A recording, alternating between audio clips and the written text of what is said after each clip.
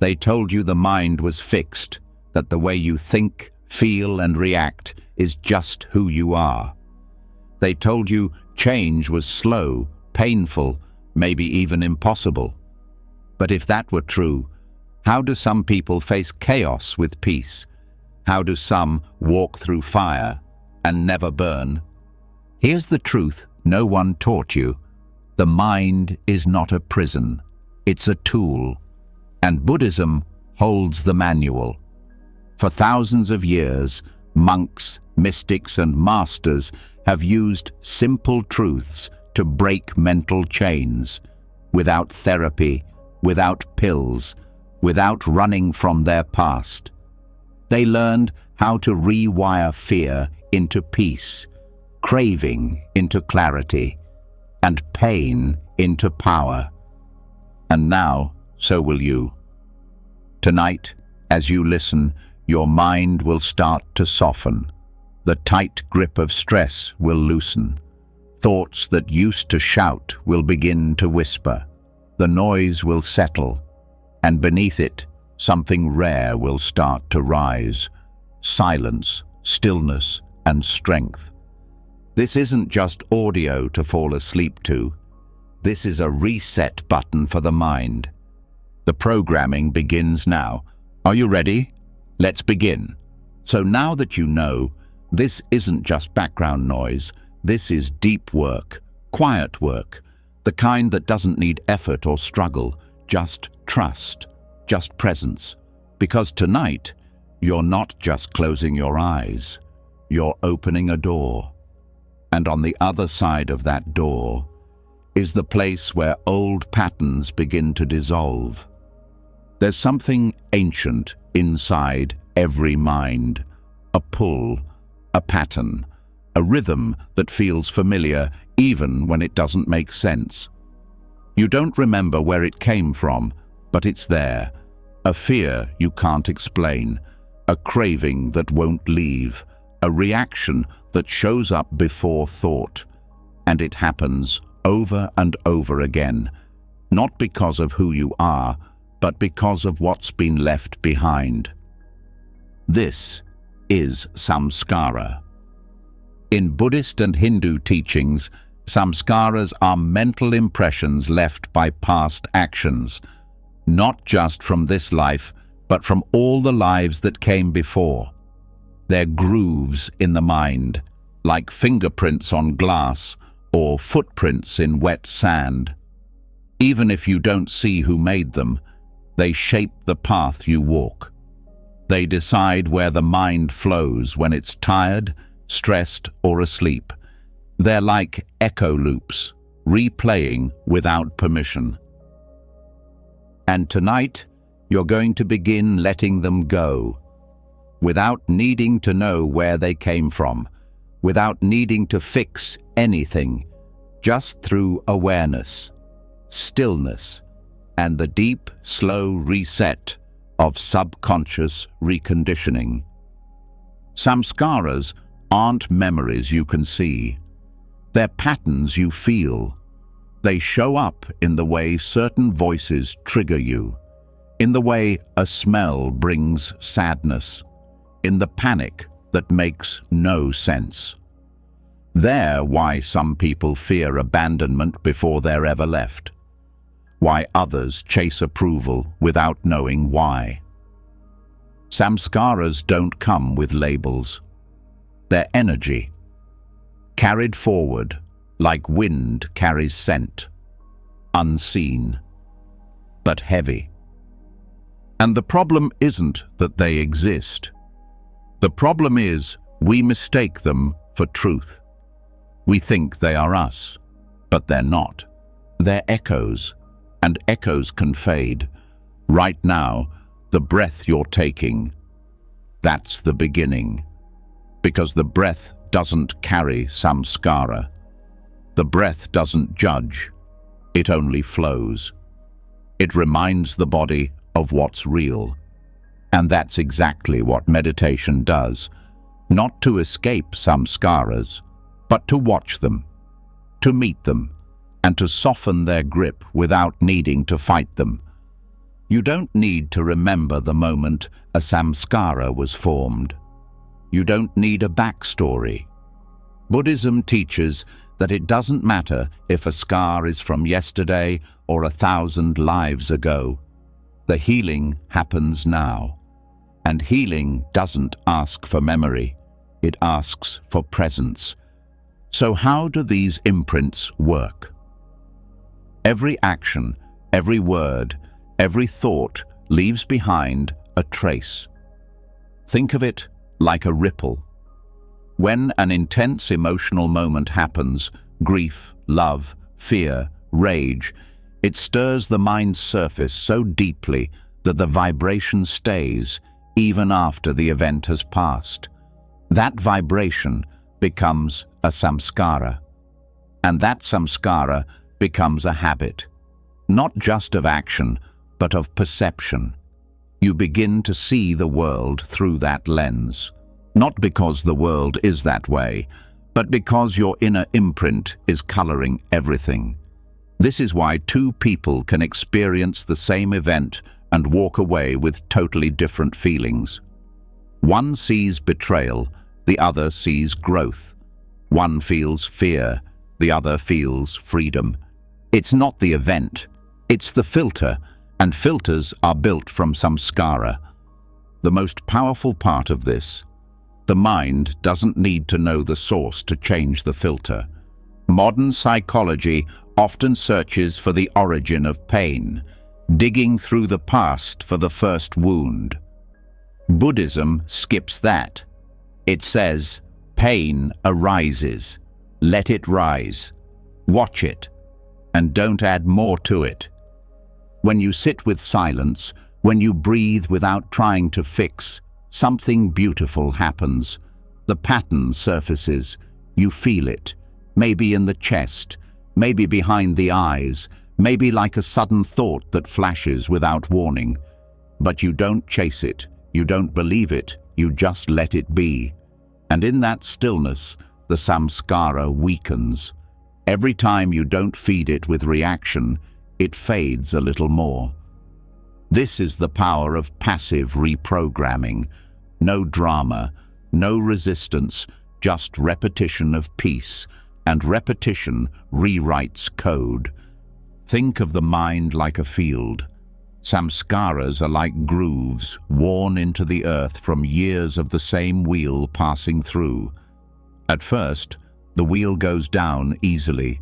It doesn't even need steering. The rut is already there. But meditation is like rain, soft, steady, and over time it begins to fill the groove. The wheel doesn't stick as much. Eventually, it starts creating new paths, ones chosen with awareness, not habit. What's incredible is that even during sleep, the mind is working. This is why sleep meditation is so powerful. It's not just passive listening, it's subconscious renewal. Your brain waves slow down. The default mode network, the part that constantly replays past and future, begins to quiet. And in that space, samskaras rise gently and dissolve just as gently. You might notice dreams shift, emotions shift, reactions during the day feel less automatic. And that's how you know it's working. Not because you tried harder, but because you stopped feeding the loop. There's a reason why Buddhist monks spend hours each day in stillness. It's not to escape the world. It's to stop reacting long enough for the world inside to rewire itself. Samskaras are fed by reaction. Starve them, and they starve. But here's something deeper. Not all samskaras are negative. Some are beautiful. Compassion, patience, equanimity. They too are imprints. The mind is always forming them. So when you practice metta, loving kindness, when you hold compassion even when no one sees it, when you pause before reacting, that forms new grooves. And guess what? These are stronger than the old ones. Why? Because they're conscious, chosen, rooted in awareness. There's a line in the ancient texts that says, "What you frequently think and ponder upon becomes the inclination of your mind." That's not a metaphor. That's neuroscience before science had a name for it. Modern studies show that repeated thoughts carve neurological pathways. The mind literally reshapes itself based on what it pays attention to. So now, as you lie here, with each word, your attention is shifting. And that shift is the beginning of a different future. Not because you're forcing anything, but because you're allowing something new to settle in. Just like water finding a new path when the old one is blocked. Letting go of samskara doesn't mean becoming blank. It means choosing what gets to stay. It means not being ruled by echoes. It means being free enough to feel without fear, to think without being dragged backward. And here's the part no one tells you. This happens in layers. One pattern might dissolve tonight, another might rise next week. But each time you show up with awareness, each time you don't feed the storm loses strength. You're not erasing the past. You're just choosing not to be driven by it. This is the silent wisdom of Buddhism, not in loud transformation, but in the quiet dismantling of what no longer serves. Samskaras taught the mind to survive. Now you're teaching it to be free. And freedom feels like silence. Like peace, where there used to be tension. Like a breath that goes all the way down without resistance. Like a mind that doesn't bite its own tail anymore. So tonight, as this plays, there's nothing for you to do. Nothing to fix. Nothing to dig up. Just rest. Let the stillness speak louder than the patterns. Let awareness rewrite the code. Let the echoes fade into the distance where they belong, because the past may have shaped you, but it doesn't own you. And now we continue. And as the weight of old imprints begins to lift, those deep grooves of thought that were never really yours, something strange and liberating starts to happen. The silence you've created begins to reveal a truth that's even deeper than the patterns themselves. A truth hidden in plain sight, one that turns the whole system upside down. Because now we're peeling back the biggest illusion of all, the one called I. There's a quiet thought that sits at the root of almost every emotion, every belief, every mental loop. This is happening to me. That one idea, hidden behind every reaction, every plan, every memory. But what if it's not true? What if the me that's reacting is just a story? This is where the concept of emptiness begins. Not emptiness like sadness or loneliness, but emptiness like openness, like potential, like a mirror that reflects everything but holds on to nothing. Emptiness in Buddhist thought isn't something missing. It's something free. Free of fixed identity, free of labels, free of the need to defend or prove or explain. The idea of a solid self is comforting, but it's also the source of most suffering, because when the mind says, "I was hurt," "I need to be right," "I can't lose," it locks itself into a role, and roles are prisons, even the good ones. Thought loops, those repetitive, sticky narratives that circle endlessly, are almost always powered by identity. Not just any identity, but personal identity. The idea that I am this or I must be seen this way. When someone criticizes, it hurts because the mind says, "That's an attack on me." When failure happens, it becomes, "I'm not good enough." Even success can trap because the ego says, "This must continue or I disappear." This is why breaking thought loops isn't just about changing thoughts. It's about dissolving the I that clings to them. Here's how that works. Buddhism teaches that identity is not a thing, it's a process. A mental construction built moment by moment through perception, memory, comparison, and habit.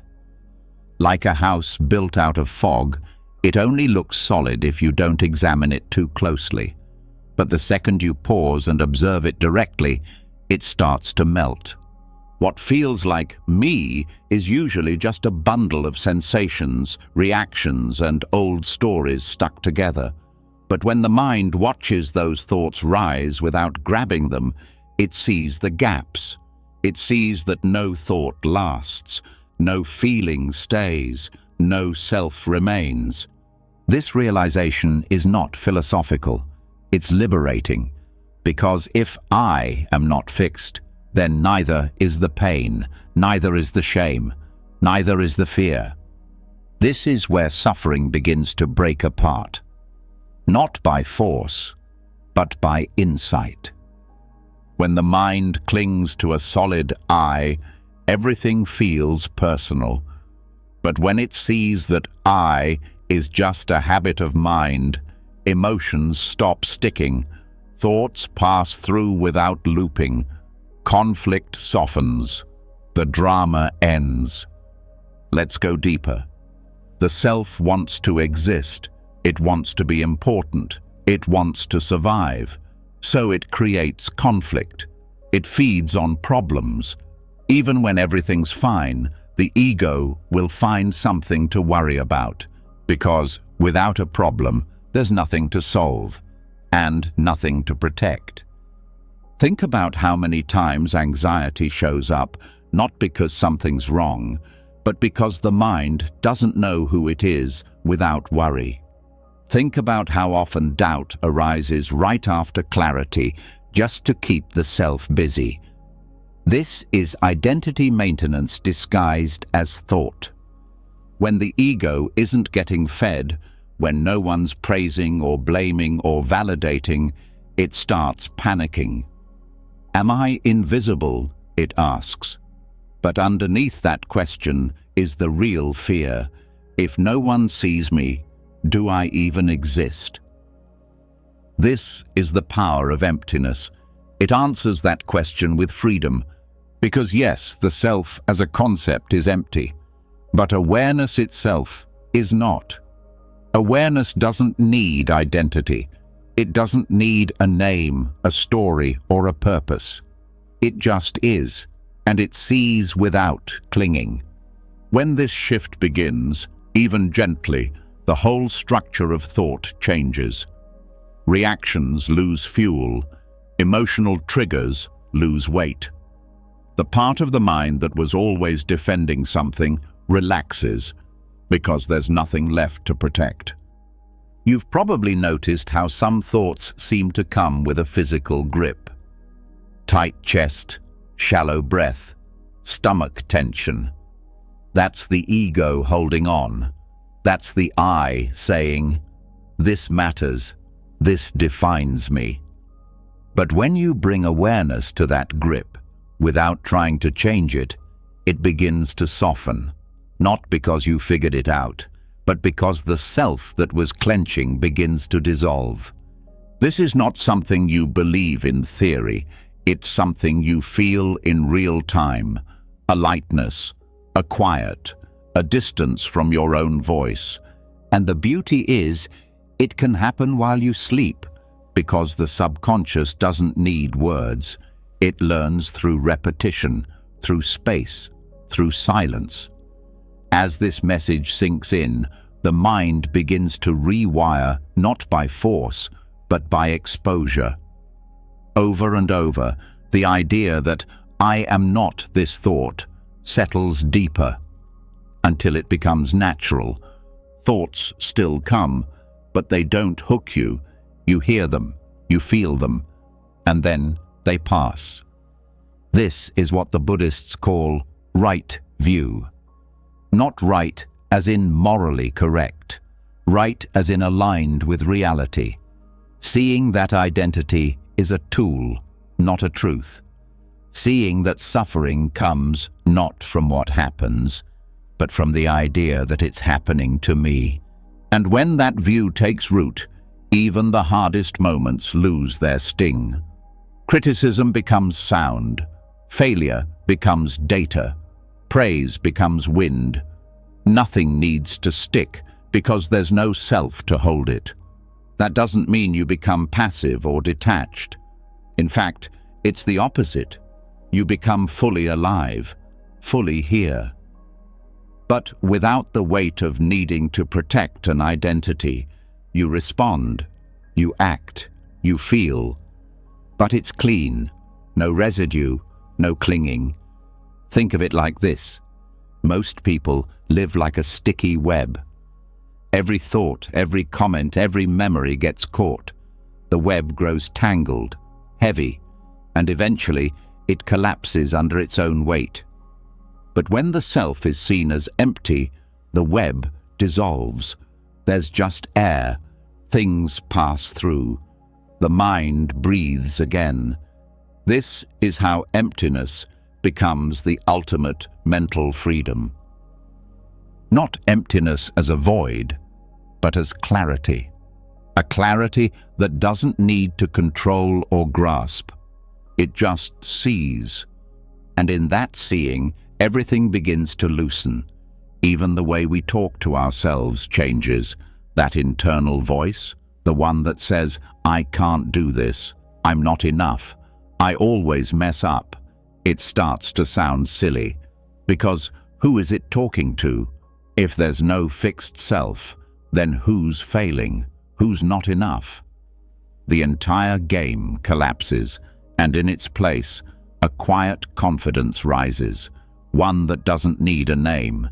When the identity dissolves, there's no one to impress, no one to fear, no one to prove.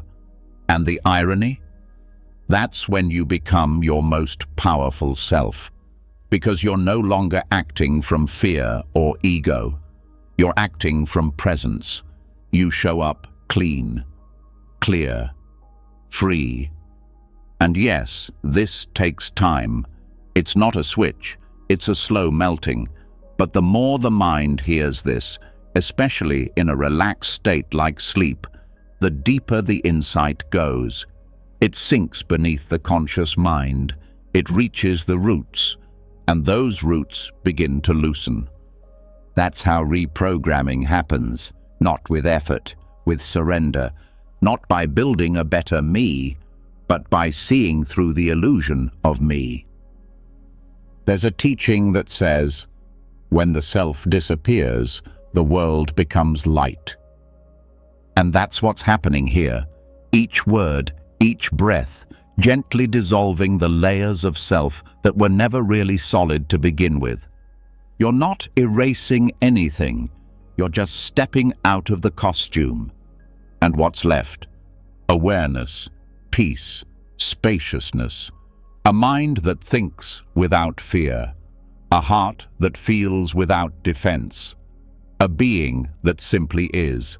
So let it happen. Don't chase it. Don't grasp.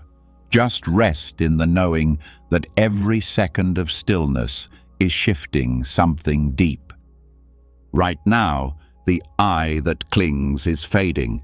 The identity that reacts is softening, and a deeper awareness is rising. One that doesn't need a story. Because what you truly are has never been a thought. It's always been the space beneath them. And once the mind begins to loosen its grip on identity, something unexpected happens. What once felt automatic starts to feel optional. That tension that used to rise so quickly doesn't have the same fuel. The loop that used to pull you under now flickers and passes. not because the world changed, but because the illusion of a fixed self isn't anchoring the reaction anymore. And that's when something deeper begins to reveal itself. The machinery behind thought. The hidden chain that links one mental event to another, not randomly, but precisely.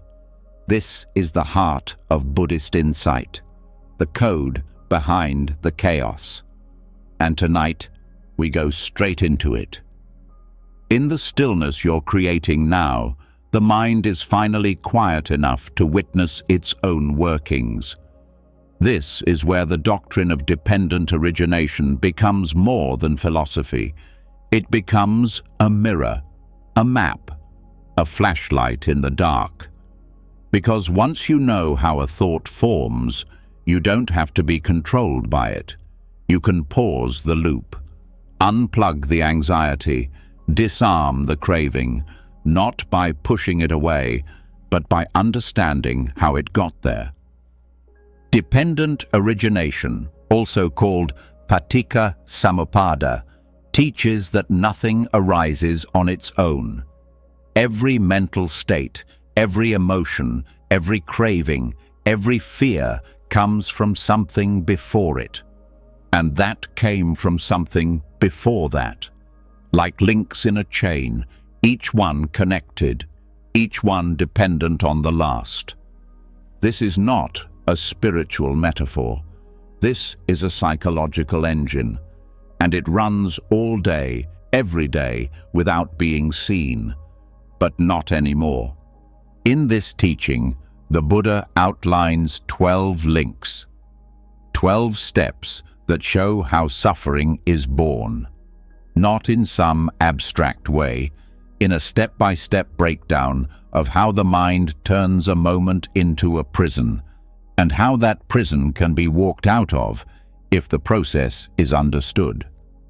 It begins with ignorance, not stupidity, not lack of education, but not seeing clearly, not knowing the true nature of things. Ignorance here means not realizing that everything is changing, that nothing is solid, and that clinging creates pain. It's the foundation of every mental distortion. It's like looking through dirty glass and thinking the world is blurry, not realizing the lens is the problem. From that, mental formations arise, habits of thought, impulses. These are the pre-programmed responses built from all past conditioning. They shape how we react before we even notice we're reacting. They set the tone. They nudge the mind toward craving or resistance automatically. Then comes consciousness. Not awareness, but the moment-to-moment knowing of experience. It's the light that shines on sensation, but shaped by what came before. If the light is colored by those old formations, even neutral events start to feel threatening. A look, a silence, a delay. It all gets interpreted through that lens. From consciousness, name and form arise. That's mind and body, the mental labels and the physical sensations. They work together, building the world we perceive. A tight chest becomes anxiety. A sensation in the stomach becomes danger. These labels come fast and they feel real, but they're built on earlier links. Change the input and the labels shift. Then the 6 sense bases activate. Eyes, ears, nose, tongue, body, and mind. Yes, mind is a sense base in Buddhism. It's the organ that senses thoughts, just like the eyes sense light. When any of these sense doors open, the next link begins. Contact happens when sense base meets object. Eyes meet sight, ears meet sound, mind meets thought. And when contact happens, feeling arises. Not emotional feeling, but sensation, pleasant, unpleasant, or neutral. This part is automatic, but it's also crucial because feeling is the fork in the road. If the feeling is pleasant, craving begins, a desire to keep it. If it's unpleasant, aversion rises, a push to get rid of it. And if it's neutral, ignorance often continues because we don't notice it at all. This is where suffering starts to take shape, not from the sensation, but from the grasping, from wanting more or less or different. That craving becomes clinging, a deeper attachment. No longer just, I want this, but I need this to be happy. Or worse, if I don't get this, I am not okay.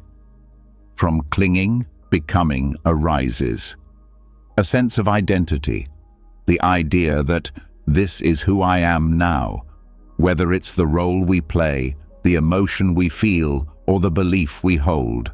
It becomes solid. It defines the moment. And then comes birth. Not physical birth, but the birth of the full mental state. The story, the reaction, the action that flows from all the previous links. Once birth happens, the result is inevitable. Old age and death follow, not literal aging, but decay, endings, loss. The suffering that comes from anything conditioned eventually breaking apart. And with that comes grief, despair, sorrow, what the Buddha called dukkha. But here's the power in all of this. At any point in that chain, awareness can interrupt the link. The process is not fate. It's not fixed. It's just habit. And habit can be rewired. Let's break it down. When ignorance is seen as ignorance, clarity begins. Just recognizing this thought is based on an assumption starts the unraveling. When you see that a reaction is just a mental formation, not a truth, it weakens. When you catch yourself labeling a body sensation with fear, you can pause and just feel it. No name, no story, just sensation. At the level of feeling, one of the most powerful practices arises. Mindfulness of pleasant, unpleasant, and neutral. Just noticing this feels good, this feels bad, this feels meh, without clinging or pushing, completely changes the momentum of the chain. Craving doesn't need to follow. You can feel something pleasant and not reach for it. You can feel something unpleasant and not resist it. And if craving is already there, it can be seen too, not indulged, not denied, just watched. Craving wants urgency, but mindfulness slows it down. Clinging only holds power when it's unconscious. When brought into awareness, its grip softens.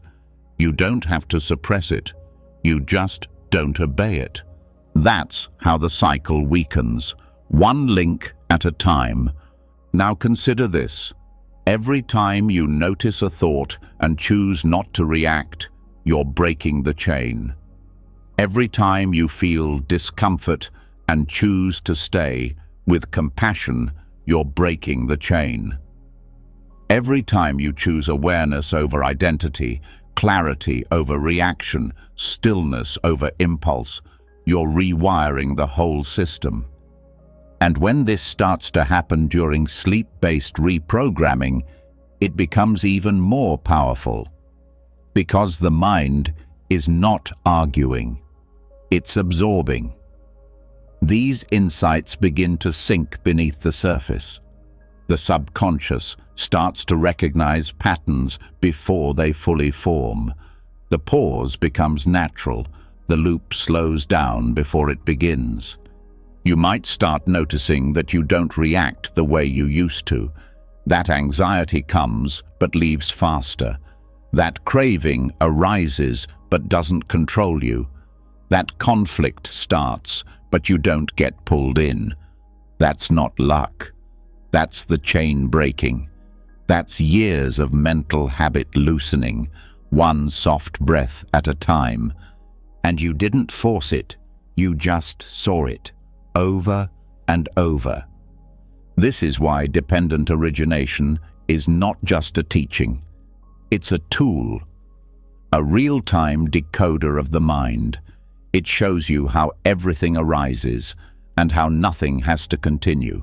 And it gets even deeper, because this chain doesn't just explain suffering, it explains identity, behavior, emotional addiction, trauma cycles. It shows how a single trigger, like a word or a glance, can ripple through all 12 links in seconds and create a full-blown spiral. But with awareness, those 12 links can turn into 12 gates, each one a chance to return to presence. This is how deep the mind can go, and how simple the freedom is. It's not about removing pain. It's about removing the illusion that pain must lead to suffering. It's not about controlling thoughts. It's about seeing them clearly enough that they don't control you. Each night you listen, this understanding goes deeper. The mind learns not just intellectually, but viscerally. It rewires, not because it's told to, but because it's finally seeing how it's been fooling itself all along. There's no need to memorize the links. Just remember this. Suffering builds when the mind reacts. Freedom builds when the mind sees. You don't have to stop the chain at the first link. Stop it at the 5th, or the 7th, or the 11th. Any point is an entry point. Every moment is a door. And when enough of those doors are opened, a new path forms. One that doesn't lead to sorrow, one that doesn't end in reaction, one that loops not into craving and identity, but into clarity, peace, and rest. That's what's happening now. You're not just falling asleep, you're rising above the loop. And now that the chain has been revealed, that link between one moment and the next, that silent engine behind every craving, every reaction, every constructed identity, something subtle starts to shift. There's a widening of space between stimulus and response, a pause that wasn't there before, a deeper awareness of where thoughts begin and how easily they snowball when not seen clearly. But as clarity grows, so does a new kind of burden, the question of consequence, the weight of cause and effect, the quiet voice that wonders, did I bring this on myself? And tonight, that weight begins to lift. Because the next layer of mental reprogramming isn't just about understanding the process. It's about untying the knot of guilt that forms when karma is misunderstood. A knot that tightens with every mistake, every failure, every painful outcome. But Buddhism offers a different way of seeing it. Not through punishment, not through shame, but through precision. Through understanding the difference between karma and vipaka, action and result. The word karma gets thrown around a lot, often stripped of its depth. In popular culture, it's used like a cosmic scoreboard. Do good, get good. Do bad, get bad. But that's not how the Buddha taught it. Karma isn't about judgment. It's about momentum. It's not a cosmic punishment system. It's a natural law of cause and effect, operating at the level of mind. Karma is simply action, intentional action. Not what happens, but what you initiate. Every thought, word, or deed that arises from intention is karma. That's it. It's the seed. What grows from it is vipaka, the result. the fruit. But here's where it gets complicated. The result isn't always immediate. It's not always obvious. And it's not always personal. Pain doesn't always mean bad karma. Success doesn't always mean good karma. The universe isn't rewarding or punishing. It's unfolding, constantly. And sometimes the result of an action from long ago, this life or another, ripens in ways that make no logical sense to the conscious mind. Understanding this brings freedom, because it allows you to stop asking, "Why me?" and start seeing pain as part of a much bigger process. One that includes but doesn't revolve around you. Let's take this deeper. Vipaka is not delivered like a bill. It's not a score being settled. It's the natural outcome of conditions coming together. Just like planting a seed doesn't mean instant fruit. Soil, water, sunlight, all play a role. And even then, weather and time affect how and when it ripens. Some karma ripens quickly, some takes years. Some may not ripen at all in this life. Others may not even be yours. Yes, because the field we live in isn't isolated. It's shared. Collective karma exists. Group patterns, cultural trauma, inherited tendencies passed down not just biologically, but emotionally, psychologically. Sometimes what feels like your fault is actually the residue of systems much larger than the individual.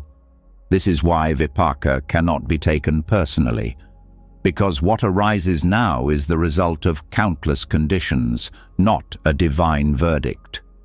You don't suffer because you deserve to. You suffer because conditions have aligned in a certain way, and those conditions can shift. This perspective creates a different kind of healing, one not rooted in guilt or blame, but in clarity. When pain is seen as result, not identity, you stop using it as proof of your worth. You stop interpreting every struggle as a sign that something is wrong with you, and more than that, you stop fearing karma. Because when understood correctly, karma is empowering. It says, your choices matter, not because they control outcomes, but because they shape your inner world. Karma is not about what happens to you. It's about how you move through what happens.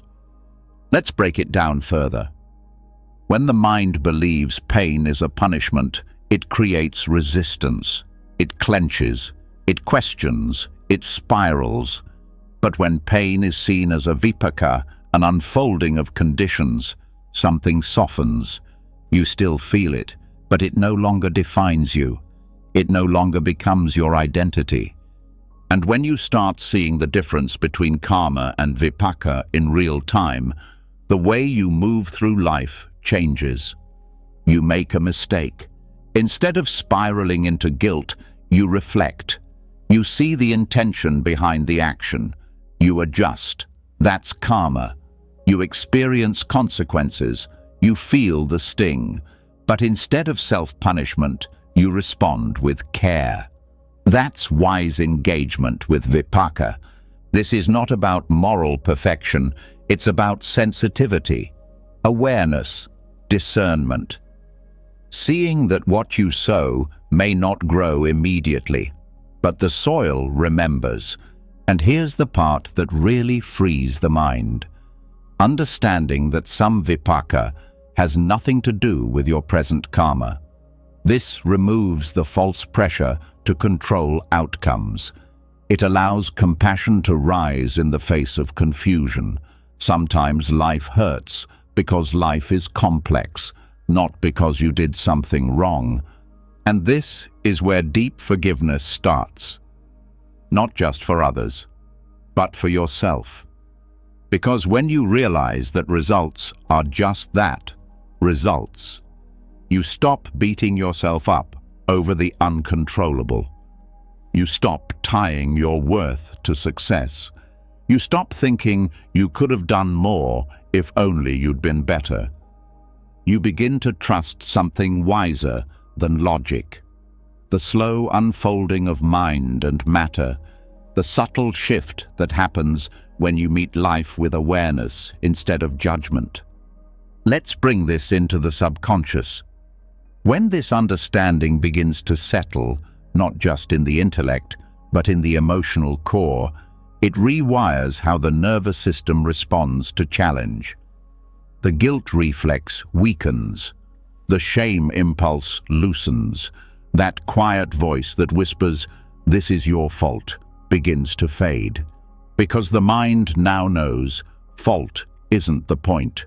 Response is. Even in dreams, even in deep rest, this shift can be felt. A dream of failure might no longer leave a residue of self-hatred. A memory might arise, but pass without the same sting. Not because the memory changed, but because the lens did. And that lens is what karma shapes most. You may not control what happens, but you can always influence how you see. That's where karma is most powerful, not in changing the outer world, but in transforming the inner response. The more this teaching is heard, the deeper it goes. It starts to replace old scripts. Scripts that say, "You're being punished. This is what you deserve. You always mess up." Those scripts dissolve when met with truth. Because the truth is far more compassionate than the ego ever was. And the truth is this: you're not here to be punished. You're here to awaken. Every moment, every emotion, every ripple of experience is part of that awakening. Some karma ripens sweet, some ripens bitter. But all of it can be used for clarity.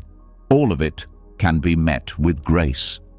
Even when the mind forgets, the practice remembers. Even when fear returns, the path is still beneath your feet. Vipaka may be the fruit, but how you carry it, how you move through it, that's the practice. That's the freedom. That's the real karma being created in every breath. So now, as your body rests and the mind opens, let this truth settle in. Nothing that's happening to you is final. Nothing defines you. Pain is a visitor. Guilt is a shadow. And the only thing that matters now is presence. Presence sharpens karma. Awareness softens vipaka. And the more you stay with both, the lighter the path becomes. This is the shift, from blame to understanding, from resistance to acceptance, from guilt to wisdom.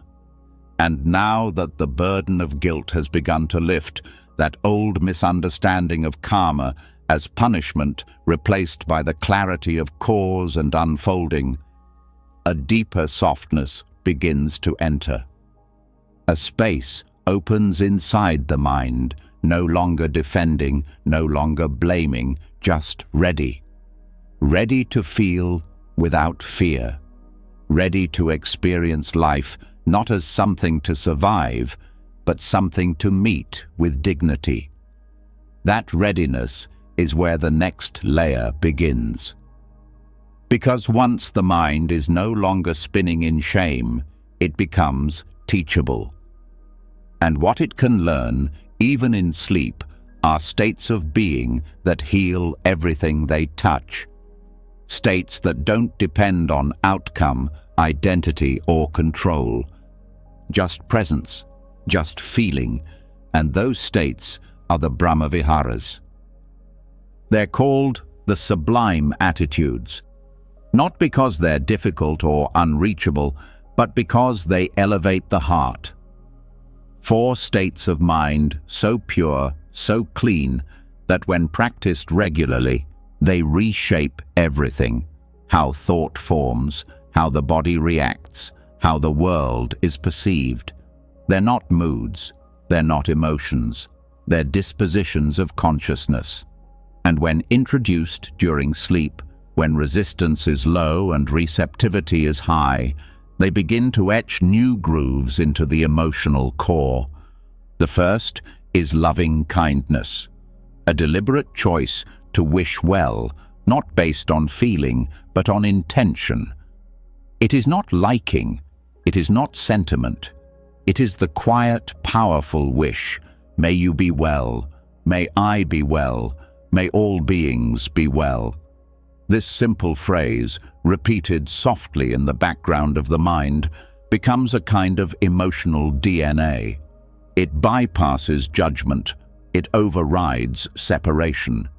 And the more often it's felt, even faintly, the more it becomes a new emotional default. When practiced during waking life, loving kindness rewires how we view ourselves and others. But when repeated during sleep, it goes even deeper. It changes how the subconscious relates to memory, to the face of a stranger, to the old voice of self-criticism. Because the mind, once steeped in fear, begins to adopt a baseline of goodwill. And goodwill, when internalized, breaks cycles of attack and defense before they even start. The second state is compassion, not pity, not sadness, but the willingness to feel another's pain and still wish them peace. It's the heart's response to suffering, and it includes the self. Self-compassion is not indulgence, it is medicine. When practiced deeply, it dissolves the sharp edge of perfectionism, it neutralizes the reflex to punish, and it allows healing to unfold, not by force, but by warmth. What makes compassion so powerful is that it doesn't wait for conditions to be right. It doesn't require understanding, apology, or resolution. It just moves toward pain with gentleness. When this state is invited into sleep, the effect is astonishing. The subconscious begins to interpret difficult memories through a softer lens. Forgiveness becomes less effort, more release. Dreams become less conflict, more repair. Compassion doesn't erase boundaries, it just keeps them clean. It allows you to say no without anger, to walk away without hate, to remember pain without carrying it like a shield. In the language of the mind, compassion speaks softly, but rewrites loudly. The third state is empathetic joy, a rare and radical thing. It is the happiness felt for another's success, beauty, or growth, not as comparison, but as celebration. It is the opposite of envy. It is what clears the heart of scarcity, and it's one of the hardest attitudes to access in daily life because it requires trust. Trust that someone else's gain is not your loss. Trust that goodness is not a limited resource. But when this state begins to arise, even in small moments, it signals a massive shift in the emotional landscape. The competitive mind loosens, the inner critic weakens, and the capacity to feel joy increases. Not because life got easier, but because the heart became more open.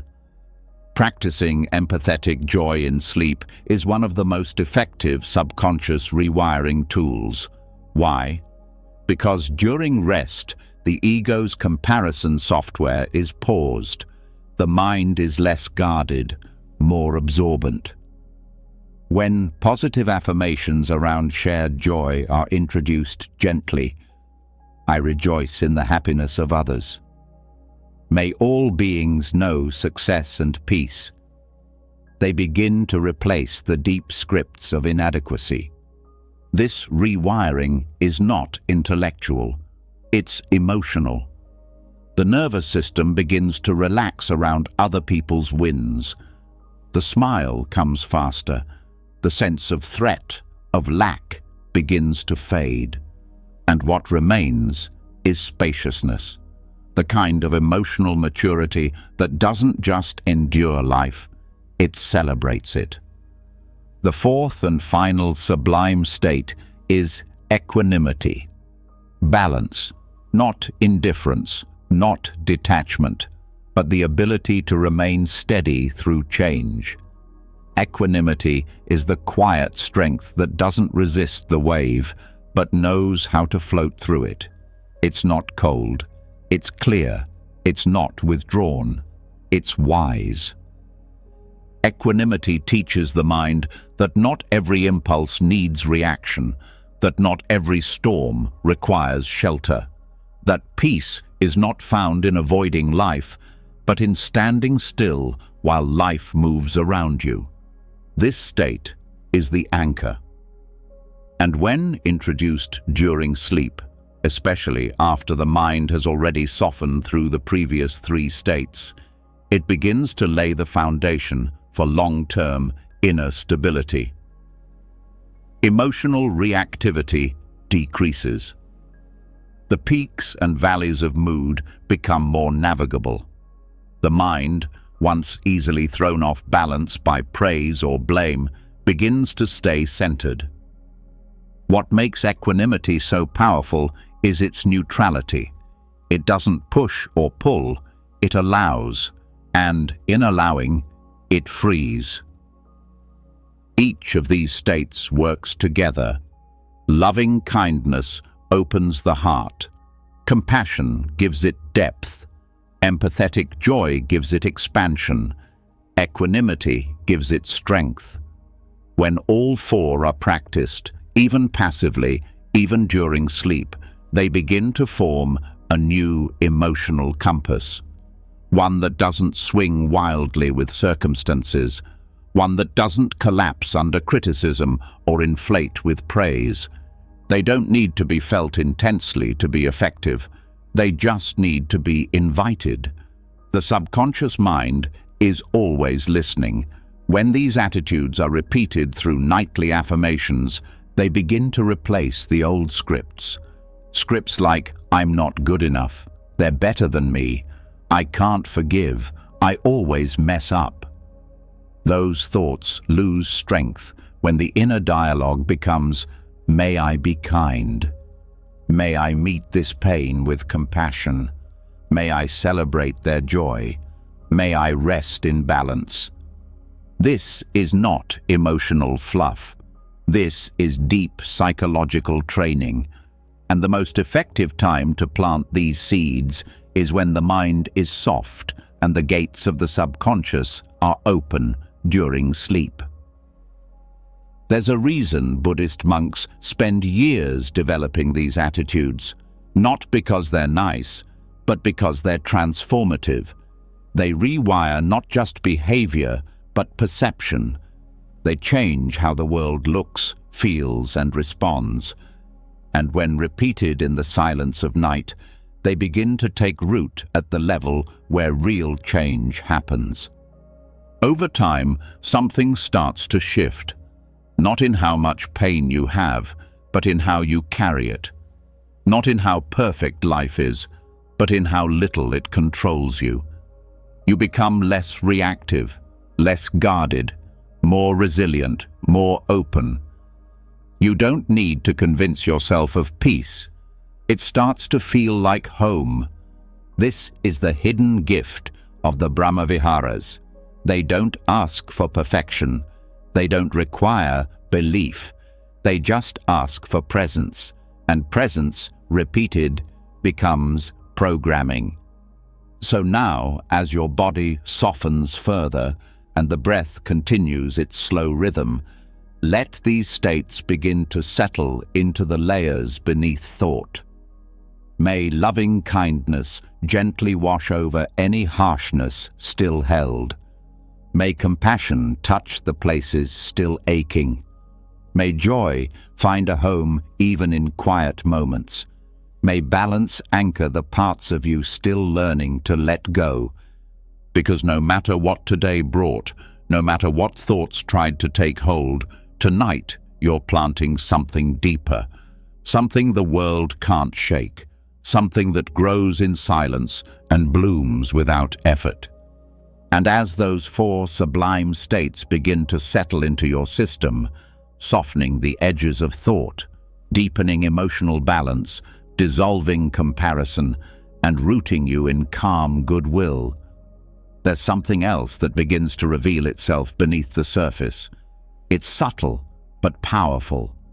It's the quiet realization that all these mental states, all this reconditioning, all this progress is happening without a solid you controlling it.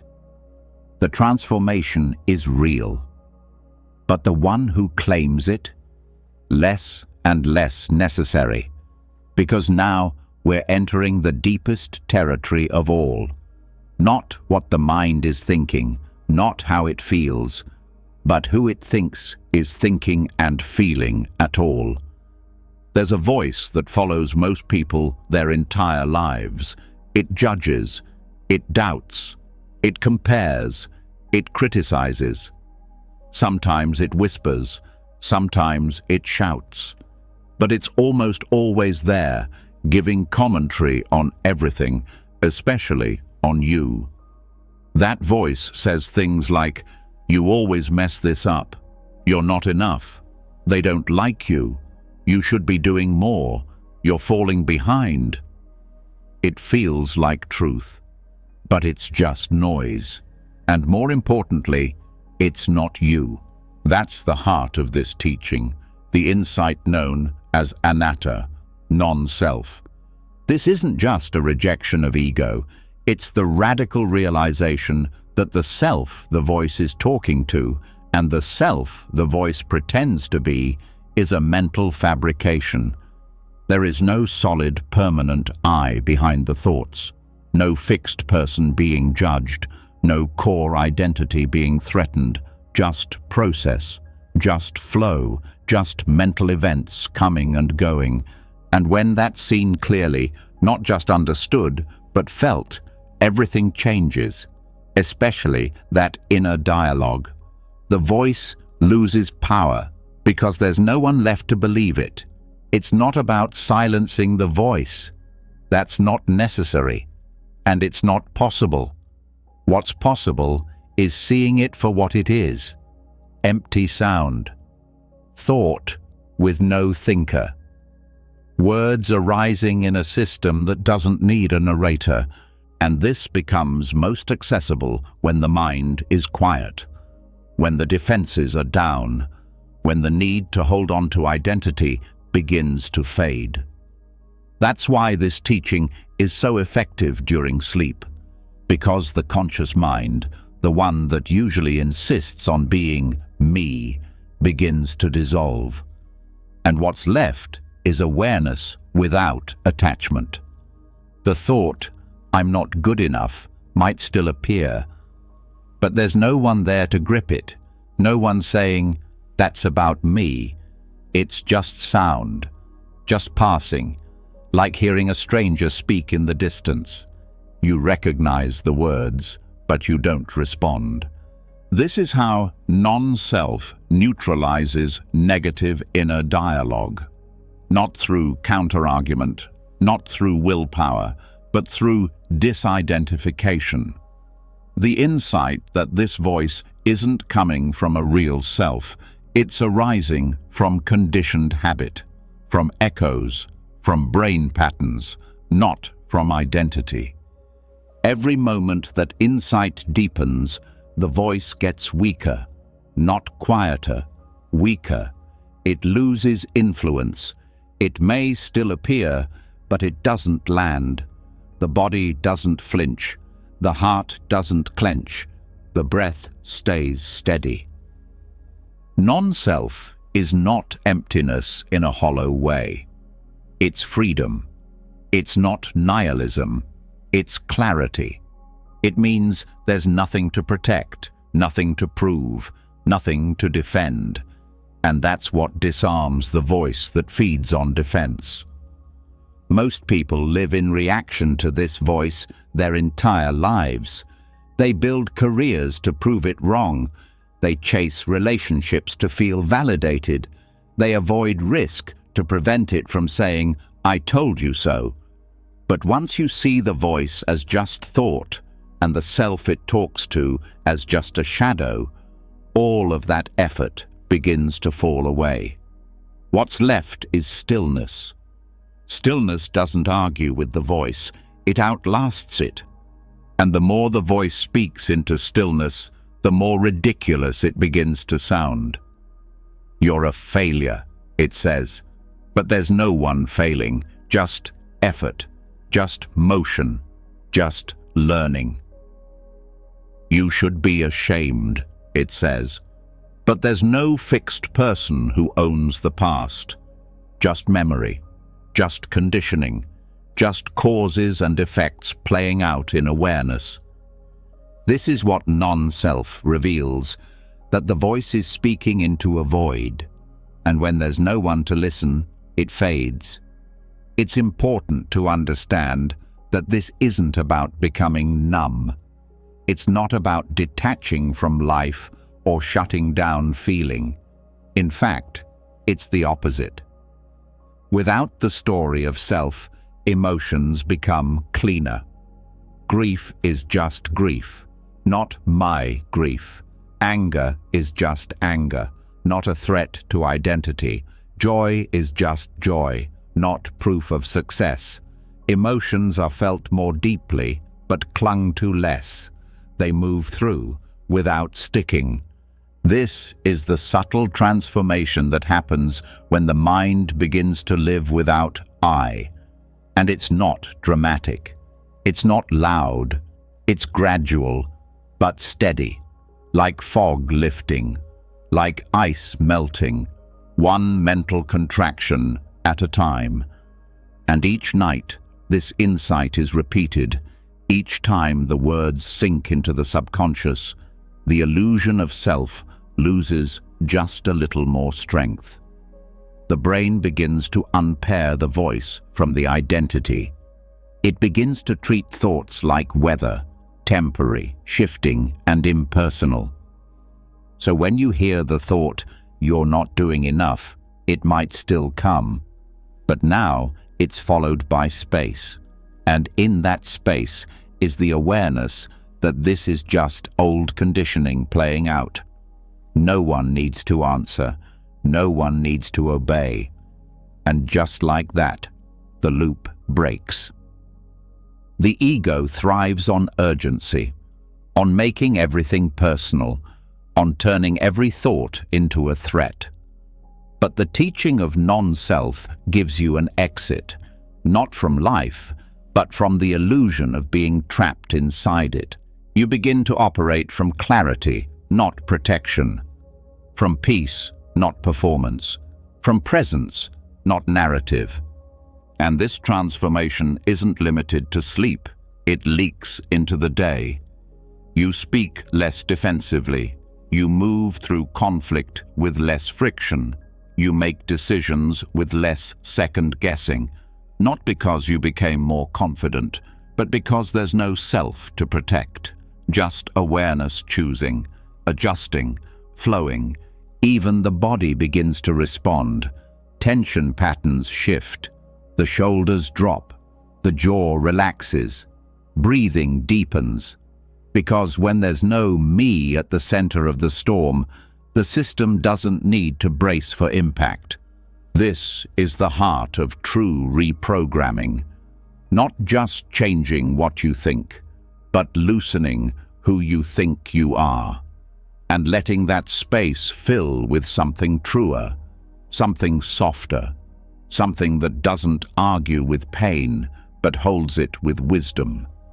Because once you see that the self is not a solid thing, but a flickering process, you stop trying to fix it, and you start living from the place beneath it, the place that watches, that listens, that knows, even now, that peace isn't found in changing the voice. It's found in stepping outside of its reach. So tonight, let the voice say what it wants. Let the thoughts rise and fall. Let the mind do what it does. But know, deeply, that you are not what it says. You are not the story it tells. You are not the self it defends. You are the silence behind it. And now, we continue. And as the illusion of self dissolves quietly into the background, no longer driving the narrative, no longer defending its position, what's left is something rare: stillness without tension, awareness without noise. The voice that once seemed so urgent now fades into the hum of passing weather.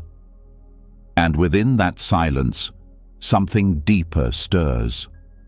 Not a thought, not a belief, a state, a place the mind can enter when it no longer clings. A place so calming, so steady, it begins to reset everything it touches. This is not daydreaming. This is not sleep. This is absorption. This is jhana. And it's where the mind begins to heal from the inside out. Jhana is one of the most powerful yet overlooked tools in Buddhist meditation. It's not a mystical escape. It's not about visions or revelations. It's the natural byproduct of focused awareness and inner stillness. When the mind stops scattering itself across distractions, when it no longer reacts or chases or judges, it starts to settle. And if it settles deeply enough, it drops into a new kind of awareness. One that's unified, one that's quiet but intensely alive. This is jhana. There's nothing forced about jhana. You don't chase it. You create the conditions, and it arises. And those conditions are simple: steady attention, relaxation of effort, continuous presence. It's like tuning an instrument. Once the pitch is right, harmony happens on its own. The mind finds a new frequency, and that frequency starts to recalibrate everything below the surface. What's unique about jhana is how physical it feels, even though it's a mental state. The body begins to quiet, but not in sleep. Muscles soften, breath slows, heart rate stabilizes, and inside that physical silence, the brain begins to shift gears. Studies on deep meditative states show changes in brainwave activity that mirror the restorative functions of REM sleep, but with more clarity, more awareness, and more emotional regulation. During REM sleep, the brain processes memory, sorts emotion, recalibrates mood. In jhana, similar work happens, but without the chaotic dreaming. Instead of random firing, there's focused healing, neurological repair, emotional settling, mental spaciousness. It's not passive, it's not dissociation, it's active stillness. And the longer the mind can stay in this state, the more the system begins to rewire. Jhana is also deeply tied to the breath, not breath control, but breath awareness. The breath becomes the anchor.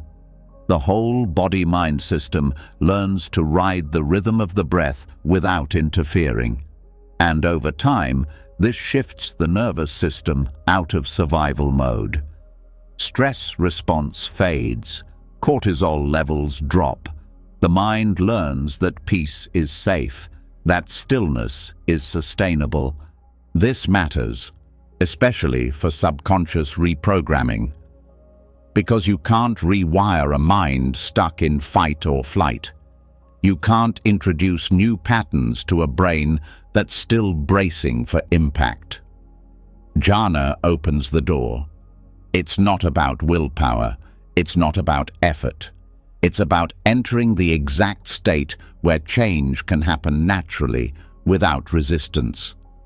And this doesn't require years in a monastery. It starts with small windows of focused attention. The key is continuity. Letting the attention rest gently but steadily on one point, like the breath, or a sound, or the feeling of awareness itself. Not trying to do anything with it, just staying, just being. And when distractions arise, returning, without judgment, without analysis, just return. Eventually, the returning fades. There's less to come back from. The mind stays longer. Attention deepens. The outer world fades, but not from sleep, because awareness remains.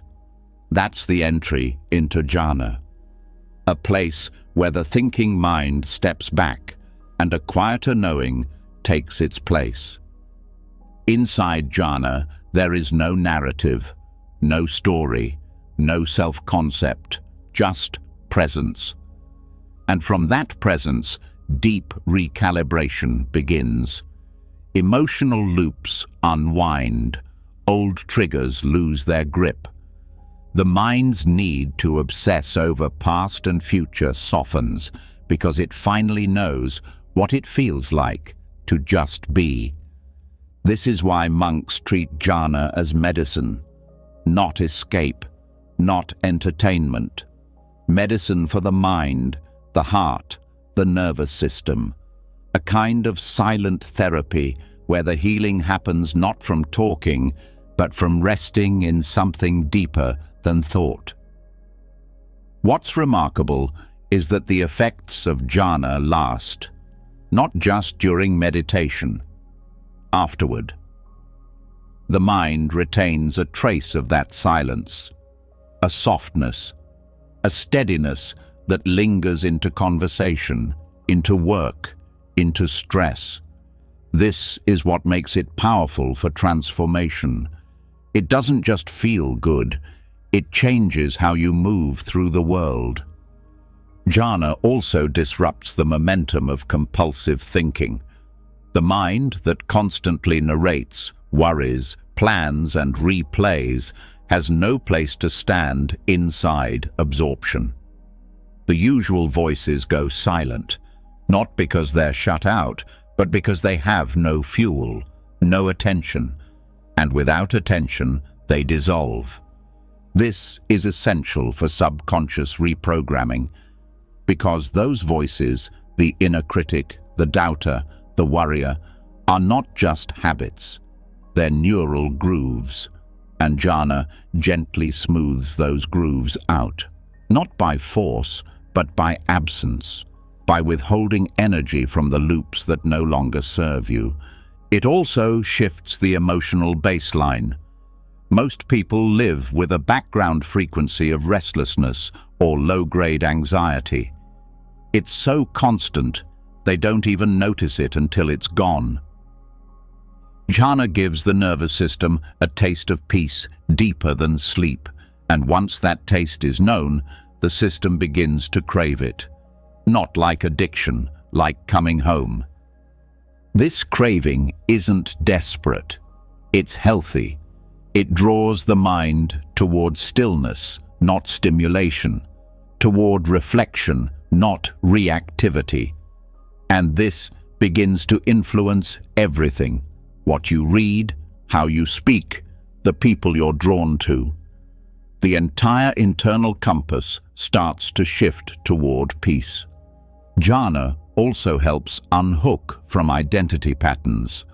When the mind experiences itself without self-reference, it starts to see how artificial those roles really are. The overachiever, the victim, the imposter, the perfectionist.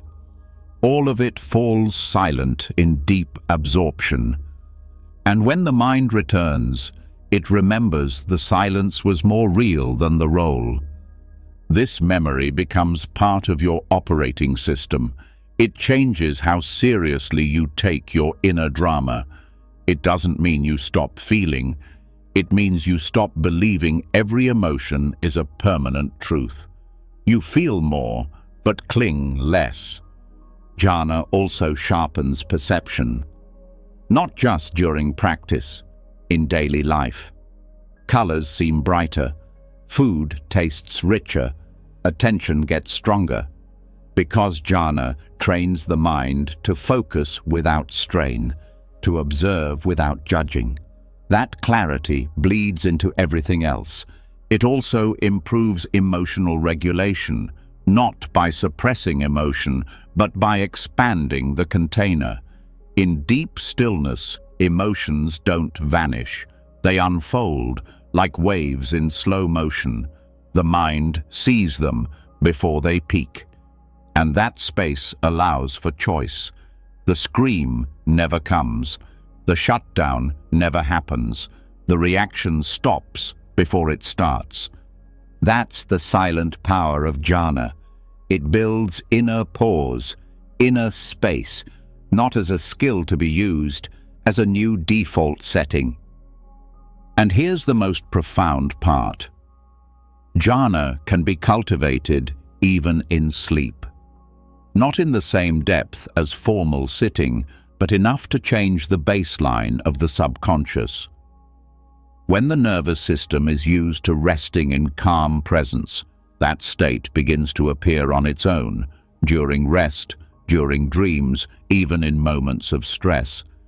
You begin to notice that your dreams become quieter, that your mornings feel lighter, that your reactions soften, not because you tried harder, because your inner system is now calibrated to silence.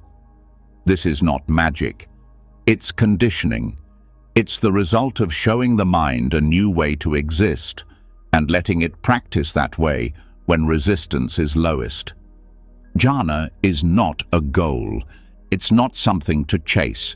It's a state the mind remembers how to enter once it stops trying to fix itself. It's a return, and every night you allow your system to rest in words like these, you're pointing the mind back to that return path. So even now, as you rest, the mind is adjusting, calibrating, rebalancing itself around a new center. Not thought, not story, not self, stillness. And from that stillness, everything changes, not all at once, but surely and deeply.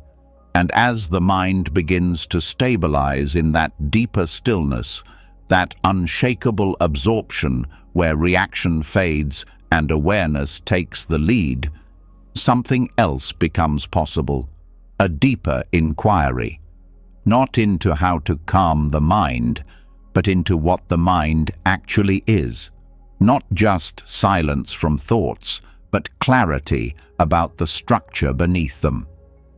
When the turbulence settles, the components that create experience start to show themselves. And what becomes clear, perhaps for the first time, is that what we call self isn't one thing. It's a process, a bundle of parts, pieces moving so fast they create the illusion of one whole. And that illusion is what keeps habits stuck and suffering alive. But when you see through it, the system resets. And this is where the 5 skandhas come in. The 5 skandhas, or aggregates, are the building blocks of the mind's experience. They're not separate from life. They are life from the inside. They shape what you feel, what you believe, what you think you are.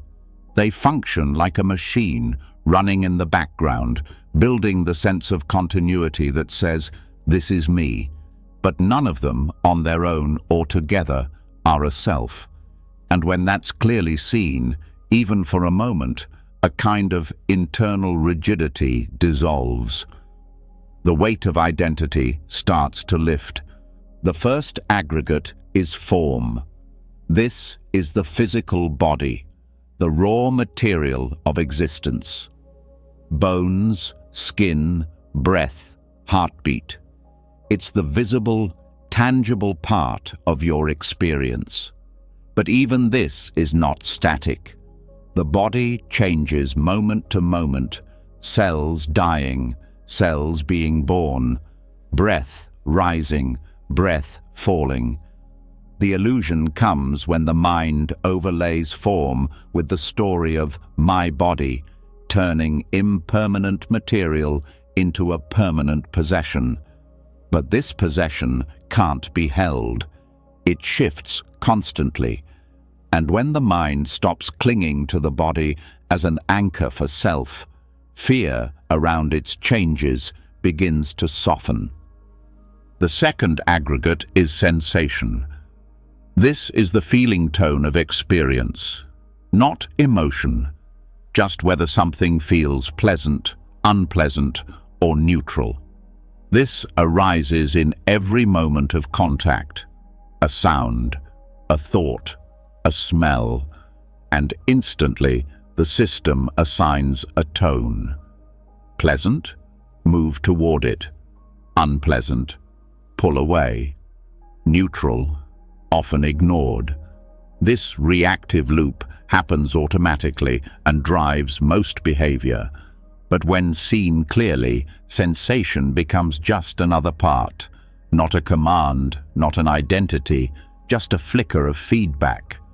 Awareness can hold it without obeying it, and that pause between feeling and action becomes the ground of freedom. The third is perception. This is the labeling mechanism. It's how the mind recognizes patterns. Tree, anger, problem, safe. Perception builds meaning from raw data. It categorizes. It makes the world navigable, but it also filters everything through memory, through bias, through the lens of previous experience. That's why two people can see the same event and walk away with entirely different interpretations. Perception is useful, but it's not truth. It's constructed, and when that's realized, the grip it holds over reaction begins to loosen. You don't have to believe every label your mind throws at you. You can watch it apply meaning and let it pass. The fourth aggregate is mental formations. These are the habits of thought, the inclinations, the emotions, the intentions that color perception. They're built from karma, from past actions, repeated responses, cultural conditioning. They're the push behind most choices, the mood that forms before a thought, the urge before a decision. They're not fixed. They're deeply conditioned patterns. But because they feel internal, we often mistake them for identity. I'm just like this. I've always been this way. But mental formations change. They evolve. They dissolve when not reinforced. When the mind sees them arise and chooses not to react, they start to fade. This is where reprogramming takes root. The fifth aggregate is consciousness. This is awareness itself, but not pure awareness. It's the awareness that arises with a specific object, the knowing of a sight, the hearing of a sound, the awareness of a thought. It's tied to contact, and it changes with it. Consciousness is not one thing. It arises and passes based on conditions, but it moves so fast it appears continuous. That illusion of constant awareness creates the idea of a stable me. But when consciousness is observed closely, it reveals its shifting nature. One moment knowing sound, the next knowing breath, then thought, then emotion. A dance of knowing, but not a knower. Together, these five aggregates build what feels like a person. But they're not a person. They're processes, events, functions. And when any one of them is examined closely, it's seen to be empty of self. This emptiness is not nothingness, it's freedom. It means these aggregates don't own you, they don't bind you, they arise, they pass, and they can be met without fear. When the mind begins to see this, not just in theory, but through direct experience, identity starts to soften, reaction slows down. The compulsion to control everything fades, because the system stops defending a solid self that was never there. This insight also has profound implications for habit change. Most habits are built on the illusion of self. I always do this. I'm someone who struggles with that. But those sentences are just shorthand for a pattern of aggregates, a sensation, a perception, a mental formation, a reaction, all of which are impermanent. When they're no longer tied together by the idea of I, they become flexible, changeable, open, and this is exactly how mental habits reboot. Not through pressure, but through spacious awareness. When you see that what you call yourself is just the 5 aggregates interacting in real time, the grip of shame, doubt, fear, pride, all of it begins to loosen. Even pain becomes more workable. Physical pain is seen as sensation, not identity. Emotional pain is recognized as mental formation, not evidence of a broken self. Thoughts of despair or anxiety are noticed as movements of consciousness, not signs of failure. This shift doesn't remove difficulty, but it removes the extra suffering created by the belief in a solid me who is failing, broken, or stuck. The 5 aggregates also help dissolve future fear, because when you realize that there is no fixed self continuing into tomorrow, just an ongoing flow of changing conditions, there's nothing to protect, nothing to preserve. The mind relaxes into each moment, knowing that what it experiences now is not a permanent version of anything, just passing formations.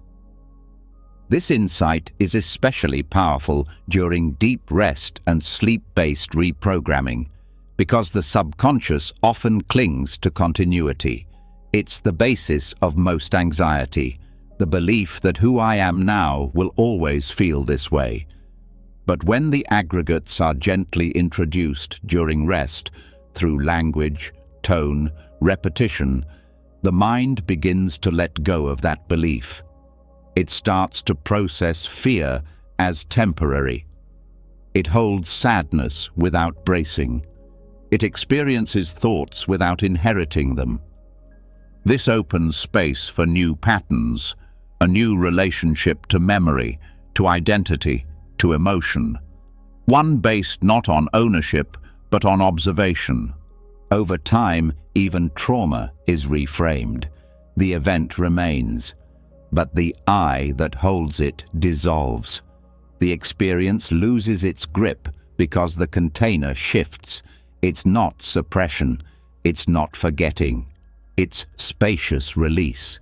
This is how the 5 aggregates function, not just as a description of experience, but as a path to liberation. When you stop identifying with any one of them, you stop suffering over their changes. And when you stop suffering over change, you become free.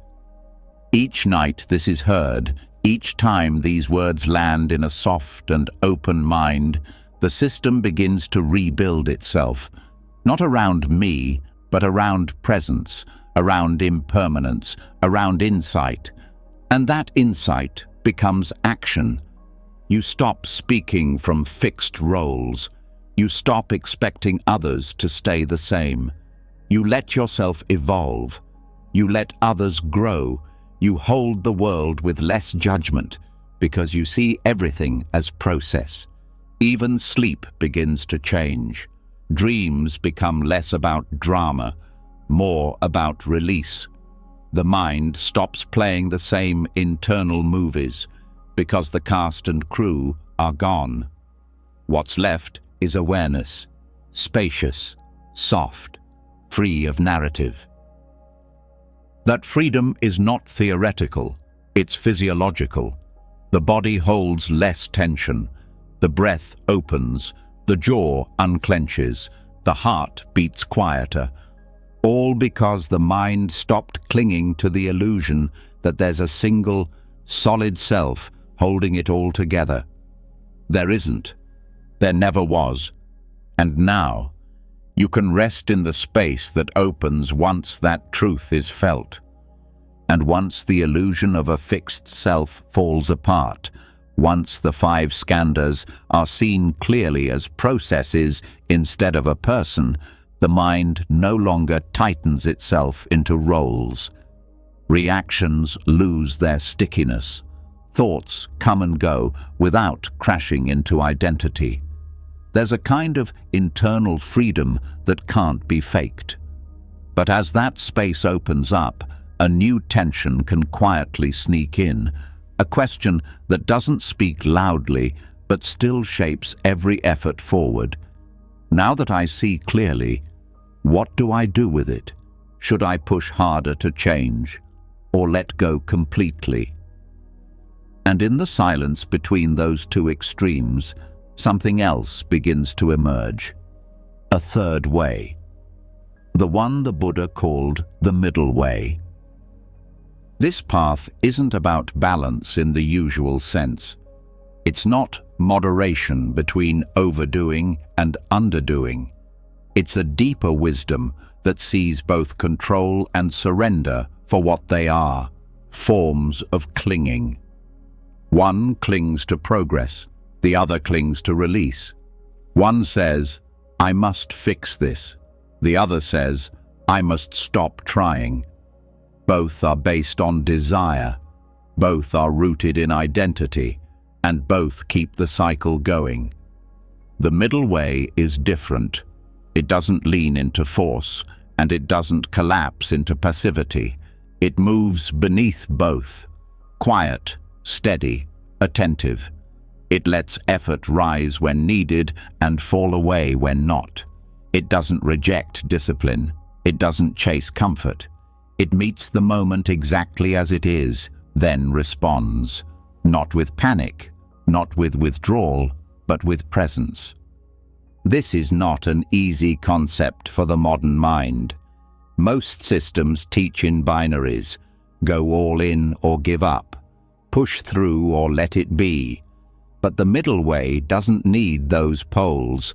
It watches the impulse to control, then asks gently, is this coming from wisdom or fear?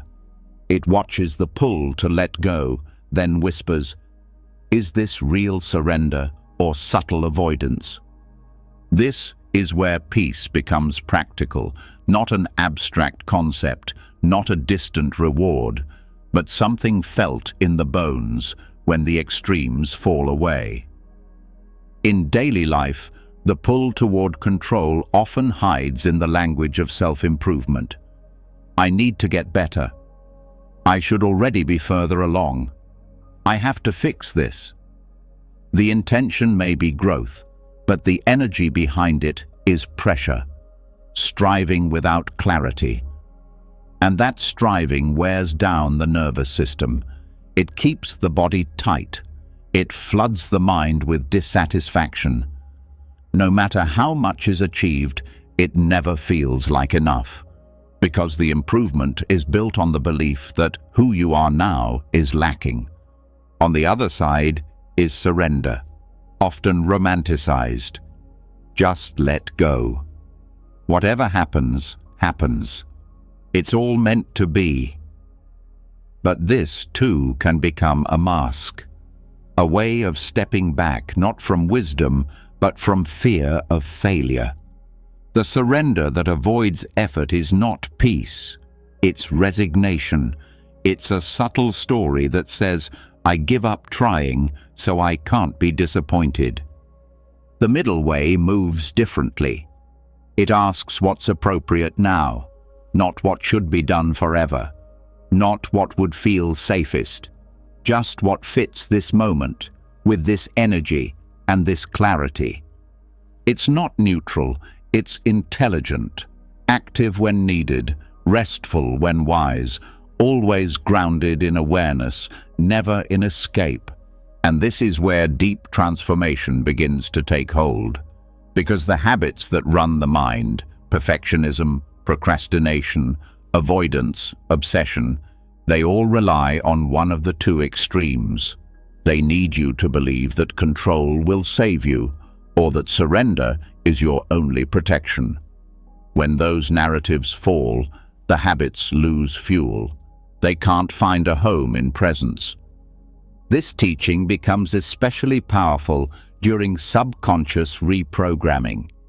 In deep rest, the mind often drifts toward one polarity or the other, a loop of "I should be doing more" or "I'll never be able to change." But when exposed gently to the middle way, a third response forms. Not a thought, a tone, a kind of subtle willingness to meet whatever is here, not with judgment, not with resistance, but with enough clarity to know this is enough right now. The nervous system begins to recalibrate. The stress from striving starts to loosen. The fatigue from avoidance begins to lift. And what's left is a state that doesn't need to swing from effort to collapse anymore. The middle way is not a compromise. It's not a weak blend of opposites. It's a different movement altogether. One that trusts the moment to reveal the path forward instead of forcing one. And it works because it speaks directly to how the mind creates suffering. Suffering is rarely about the present moment. It's about the resistance to it. The belief that it should be different. That you should be different. That something needs to happen immediately to fix what's wrong. The middle way sees that belief and doesn't argue with it. It simply doesn't obey it. That refusal to obey the extremes becomes a new kind of strength, a quiet power that no longer needs to shout, that no longer needs to prove anything. It's the strength of being aligned, not pulled. In practice, it looks like this. You sit to meditate. The mind wanders. The old voice says, "You're not doing this right. Focus harder." Another voice says, "Why bother? Just let it go." The middle way steps in and says, "Just return." No guilt, no drama, just return. You face a difficult emotion. One part wants to suppress it, another part wants to drown in it. The middle way holds the feeling without collapse, without pushing it away. It says, "This too belongs. Let it be felt. Let it move." You set a goal. One impulse says, "Crush it. Hustle. Never stop." Another says, "It's too much. Just surrender." The middle way moves one step forward without attachment to the result. It doesn't seek to win or avoid losing. It seeks to act wisely, here and now. This path doesn't make you passive. It makes you precise. You don't waste energy on extremes. You don't live on edge. You live inside the moment, not ahead of it or behind it. And slowly, the mind begins to trust this path. The subconscious sees that things get done. Growth happens. Emotions pass. Without pressure, without panic, without retreat. That trust becomes the foundation for deeper change. Because when the mind trusts, it stops needing to control. When it trusts, it stops fearing surrender. It sees both as tools, not identities. Even identity itself begins to shift. You're no longer the achiever, no longer the spiritual avoider. You're simply here, responding with clarity, listening with care, moving with enough energy to match the moment, but never more than needed. And that is freedom. That's what the middle way offers. A life that doesn't swing, a mind that doesn't fight itself, a heart that doesn't overcompensate or shut down. This doesn't come all at once. It builds with every breath that meets the moment instead of resisting it, with every pause that interrupts the urge to control, with every gentle return to presence after the temptation to give up. This is what you're practicing now, just by listening, just by resting in this space. The words don't need to be analyzed. They don't need to be memorized. They are seeding something deeper, a new response to life, one that no longer swings between effort and collapse. So tonight, as the body continues to soften and the thoughts begin to slow, let this truth settle into the layers beneath your awareness. You don't need to fix everything. You don't need to abandon the path either. The third way exists, quiet, steady, always here. You've already found it. Just keep returning. And now we continue. And as the mind begins to taste the calm steadiness of the middle way, neither forcing nor fleeing, just meeting each moment with clean presence, there's a subtle shift that happens beneath the surface. For the first time, effort feels balanced. Peace stops being something to chase. But then, without warning, a new thought arises, a quiet hunger. The desire not for status or approval or control, but for awakening itself. The craving not for the world, but for peace, for stillness, for freedom. And at first, it seems harmless, even noble. But left unchecked, this subtle craving becomes the final obstacle, because now the desire is spiritual, and that makes it harder to see. This is the paradox of craving enlightenment. The mind sets out to let go by clinging. It tries to arrive by rushing. It wants to be still, but only after achieving a long list of inner goals. And the very thing it seeks becomes distorted by the way it seeks it. The path collapses into tension again, even though it's dressed in robes of silence. This is a common trap on any inner path. The ambition to reach enlightenment becomes a subtle form of ego reinforcement. Not the loud ego of pride, but the soft ego of spiritual becoming. It whispers, "You'll be whole once you get there. You'll finally be free when you feel constant peace. You'll matter when the mind stops thinking." But underneath those thoughts is the same engine that drives all suffering: craving. Buddhism teaches that craving is the root, not just of material suffering, but of spiritual dissatisfaction too. Wanting enlightenment is still wanting. Wanting to transcend suffering is still attachment to outcome. Even the desire to be a better meditator, to be more mindful, to be more compassionate, when pushed too hard, becomes just another identity to protect. The mind is clever. It will reshape the ego into whatever it thinks will survive. If the self is no longer validated by success or looks or approval, it will look for value in how awakened it is, how silent it feels, how far along the path it's come. And slowly, this new spiritual self becomes just as burdened as the old one, because it's still trying to be someone. It's still trying to become. But here's the truth that breaks the loop. Awakening isn't about becoming. It's about stopping. Stopping the chase, stopping the performance, stopping the idea that peace is somewhere else, waiting to be earned. Enlightenment isn't found by reaching it.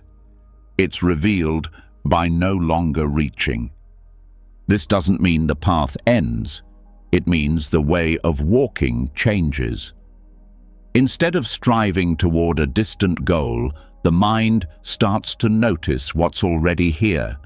Instead of comparing today's stillness to yesterday's distractions, it meets each breath with curiosity. Without measuring, without demanding, this shift changes everything. Meditation stops being a task and becomes rest. Reflection stops being self-analysis and becomes silence. Progress is no longer a measurement. It's just presence. This is how reprogramming begins on a deeper level. When the craving for awakening is seen as just another loop, the subconscious starts to let go of its obsession with arrival. It doesn't stop growing, it just grows without tension. You start to feel it in the body, less pressure in the chest, less strain in the breath. The nervous system stops tightening every time you sit to practice. You're no longer trying to have the perfect session. You're just here, letting the practice be what it is. Even the idea of practice starts to change. It's no longer a method to get somewhere. It's an expression of peace that's already within you. Something you're not building, but remembering. And slowly, the hunger that drove the search begins to soften. Not because it was wrong, but because it's no longer necessary. The mind starts to taste stillness without earning it. It starts to recognize that what it longed for was never far. It was just hidden behind the craving to find it. This is the great irony. The more you chase awakening, the more it hides. But when you stop running, stop reaching, stop needing, it begins to reveal itself in the smallest of moments. A breath, a pause, a sound, a feeling that doesn't need to be named. Awakening is not something you do. It's something that happens when doing stops being the focus. And this isn't about giving up the path. It's about releasing the tension that distorts the path.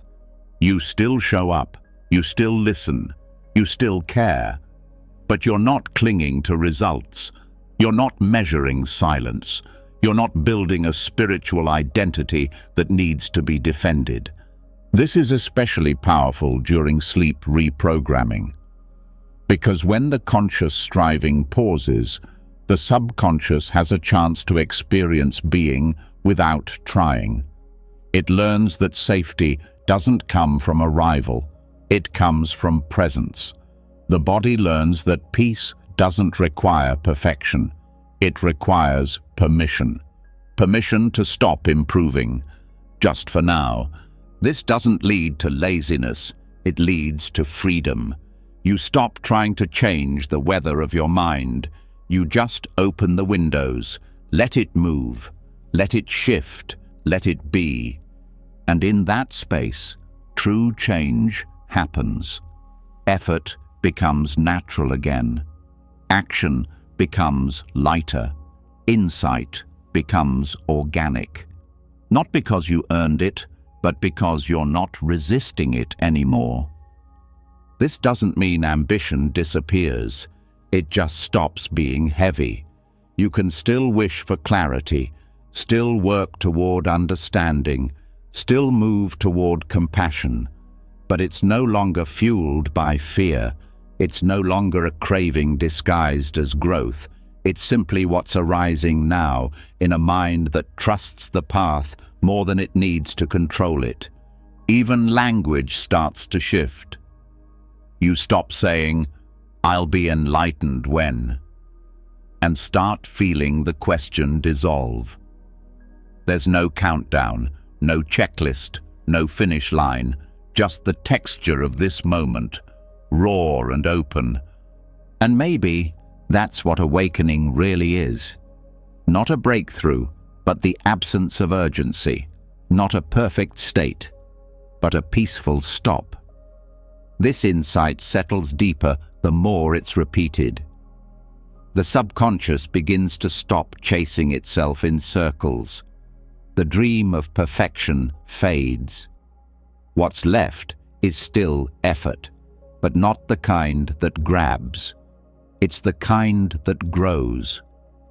This is why so many great teachers speak of letting go as the final step, not letting go of life, letting go of the one who is obsessed with transcending it. When you meet life as it is, without trying to improve it into enlightenment, the most unexpected thing begins to rise. Clarity.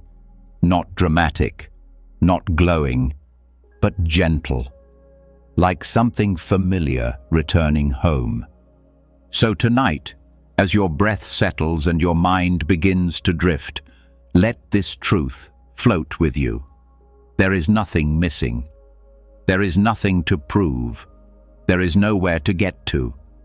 The peace you're looking for is already here. It always was. And once the grip around craving dissolves, once the pressure to arrive softens and the mind stops reaching for peace as if it were somewhere far away, something unexpected happens. The absence of grasping doesn't leave a void. It creates a doorway. What was once an effort becomes an opening. What was once a chase becomes a release. And in that release, the whole structure of the old mind begins to fade. Not violently, not with fanfare, but quietly, like something that has completed its cycle. The version of you that needed to control, to improve, to become, simply steps aside. And something else starts to breathe. This is where conscious rebirth begins. In Buddhist thought, rebirth isn't limited to what happens after death. That's one level. But the more transformative teaching points inward, that the self can die many times within a single life, that a person can be reborn not once, but again and again, without ever leaving the body. It doesn't require belief, it requires release, not of breath, but of identity, not of form, but of fixation. Psychological death is not a collapse.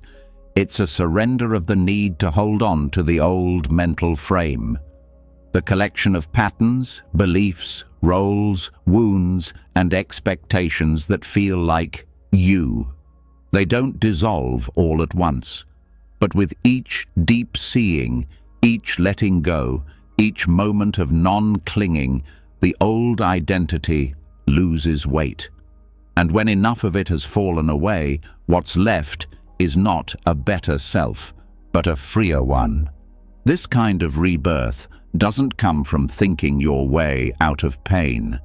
It comes from watching the story fall apart on its own. The story that says, I'm this kind of person. This is how I always react. This is what I can't let go of. These thoughts once felt like facts, but now they feel optional, repetitive, empty. Letting them go doesn't leave you with nothing. It reveals that you were never those thoughts to begin with. You were the awareness watching them. Always were, always will be. And when the identification with thought breaks, the version of you that depended on those thoughts begins to disappear. That is the death. Not dramatic, not painful, just a soft ending of what no longer makes sense. The old reaction stops. The old explanation doesn't hold. The old role feels too small. And then a pause. In that pause, something new begins. Not another identity, not another story, just space. From that space, new thought arises, new behavior, new perception, Not from pressure, not from should, from silence. This is rebirth. It's not about becoming someone else. It's about no longer carrying what was never yours. And in that emptying, a new way of being emerges. Not designed, discovered. You speak differently. You respond with less effort. You feel things more fully, but with less fear. The world doesn't change, but how you move through it does. This kind of shift often happens slowly, one layer at a time. The self has many levels, and they don't all dissolve at once. Sometimes you release a role you played for others, sometimes a wound you carried alone, sometimes a belief about what life was supposed to be. Each release is its own small death. Each one makes room for something lighter to rise. Rebirth doesn't need an audience. It doesn't need explanation. It's often invisible from the outside. But on the inside, it changes everything. You're no longer living from the same assumptions. You're no longer trapped in the same grooves. Even memory begins to change. The past remains, but it no longer shapes your future. It becomes a reference, not a ruler.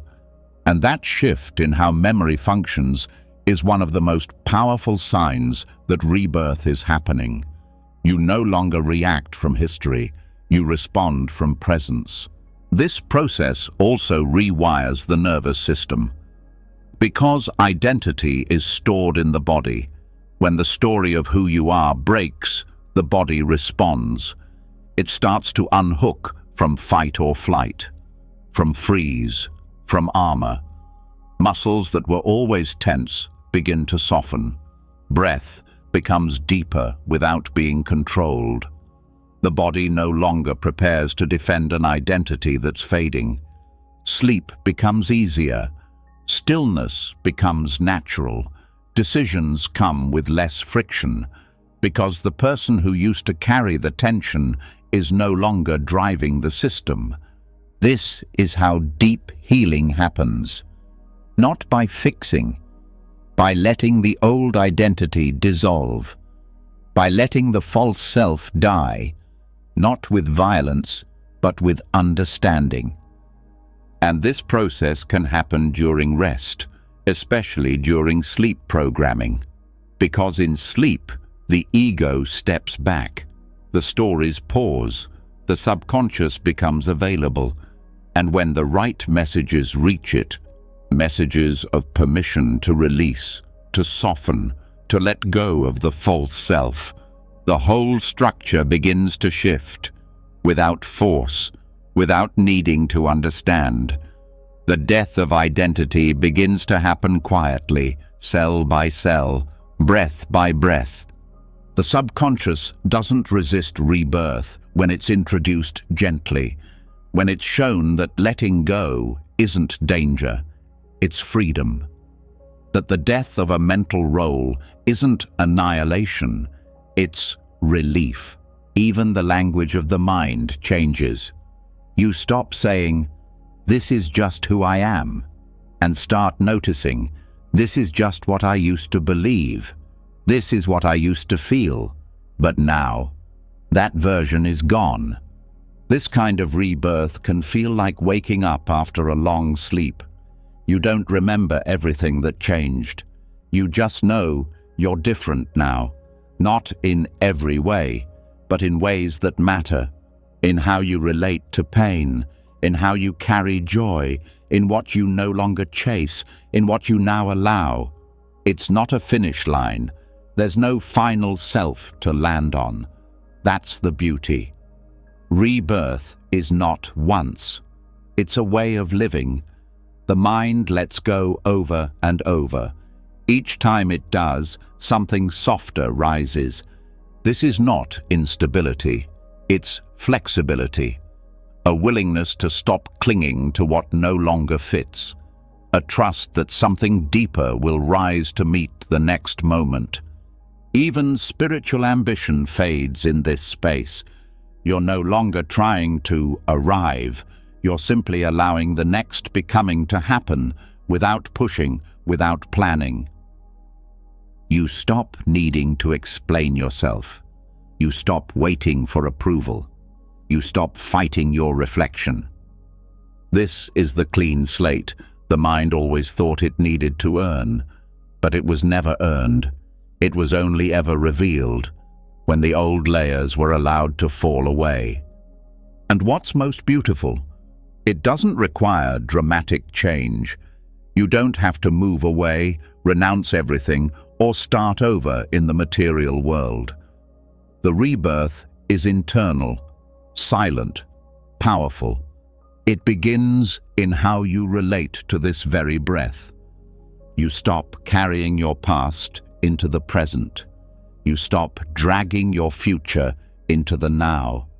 And what's left is this simple awareness, this direct contact with life, without the filter of an outdated self. So tonight, as your body softens and your mind moves closer to sleep, let these words carry you into that space. Let go of the version of yourself that doesn't need to survive the night. Let go of the thoughts that once protected, but now only repeat. Let go of the story that said you needed to hold it all together. You don't. Something else is rising now, something quiet, something clear. Let it. And as the old identity quietly dissolves, no longer something to fix, no longer something to defend, a new sense of space begins to open. What felt like self turns into sensation. What once felt solid now flows. And in that quiet transformation, something becomes clearer than ever before. The world outside was never separate from the mind that looked at it. The rebirth wasn't just in the self. It was in perception. The lens changed and the world changed with it.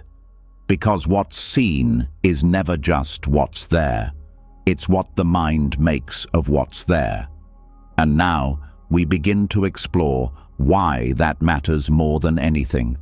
How the mind itself shapes reality. This is the heart of the Yogacara teachings, the consciousness-only school of Buddhism. It doesn't say the world is fake. It says the experience of the world is created through layers of mind. Every sound, shape, color, word, feeling, reaction, it's all filtered.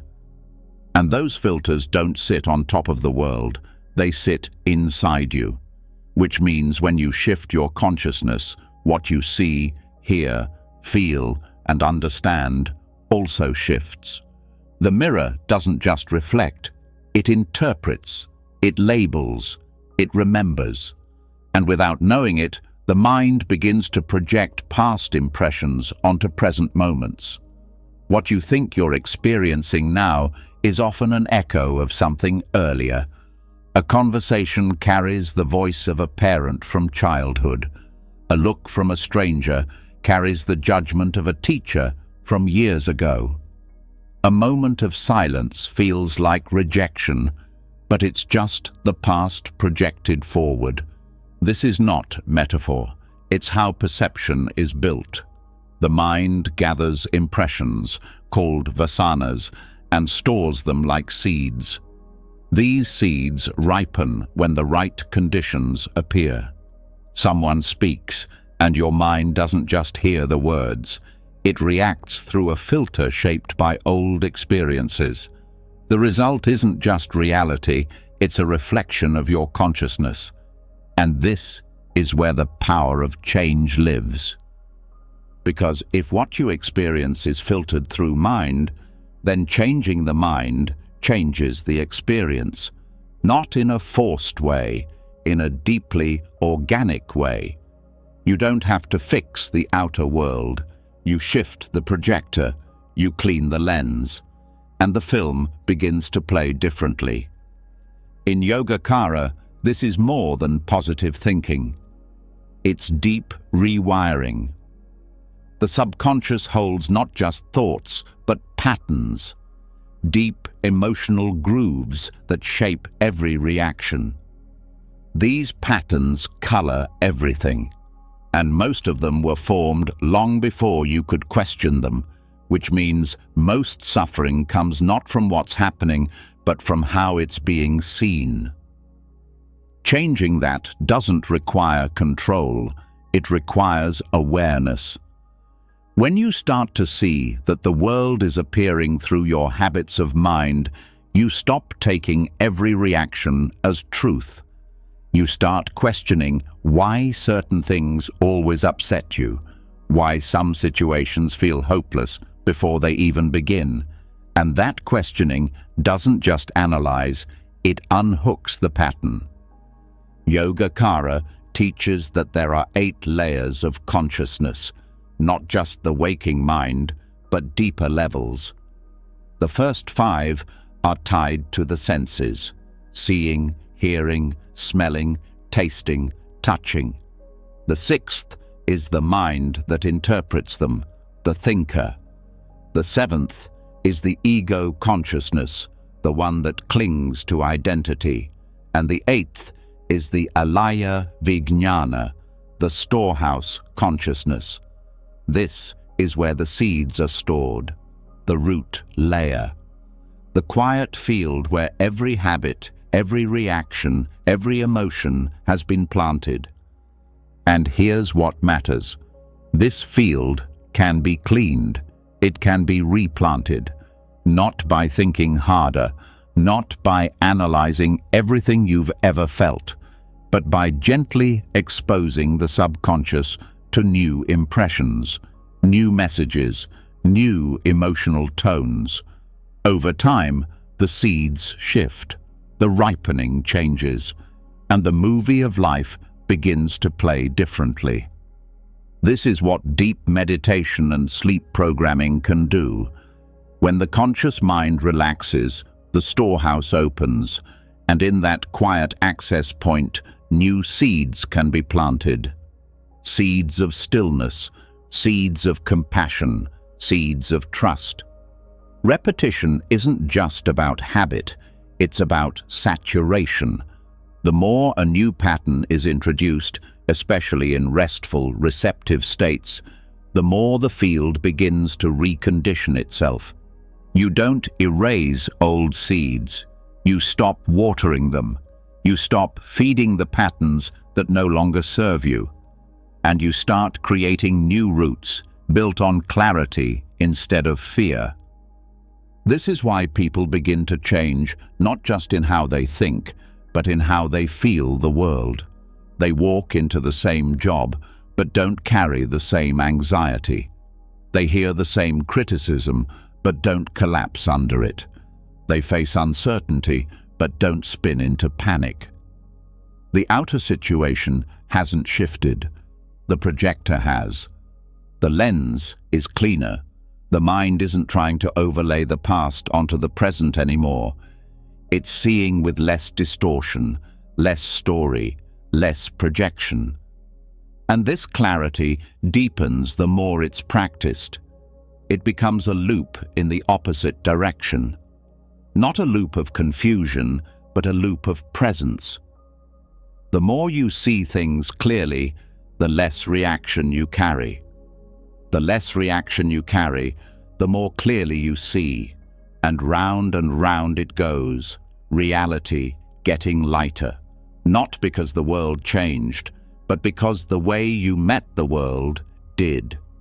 Even dreams begin to reflect this shift. When the mind starts to absorb these teachings deeply, the dream world starts to lose its usual chaos. Nightmares lessen.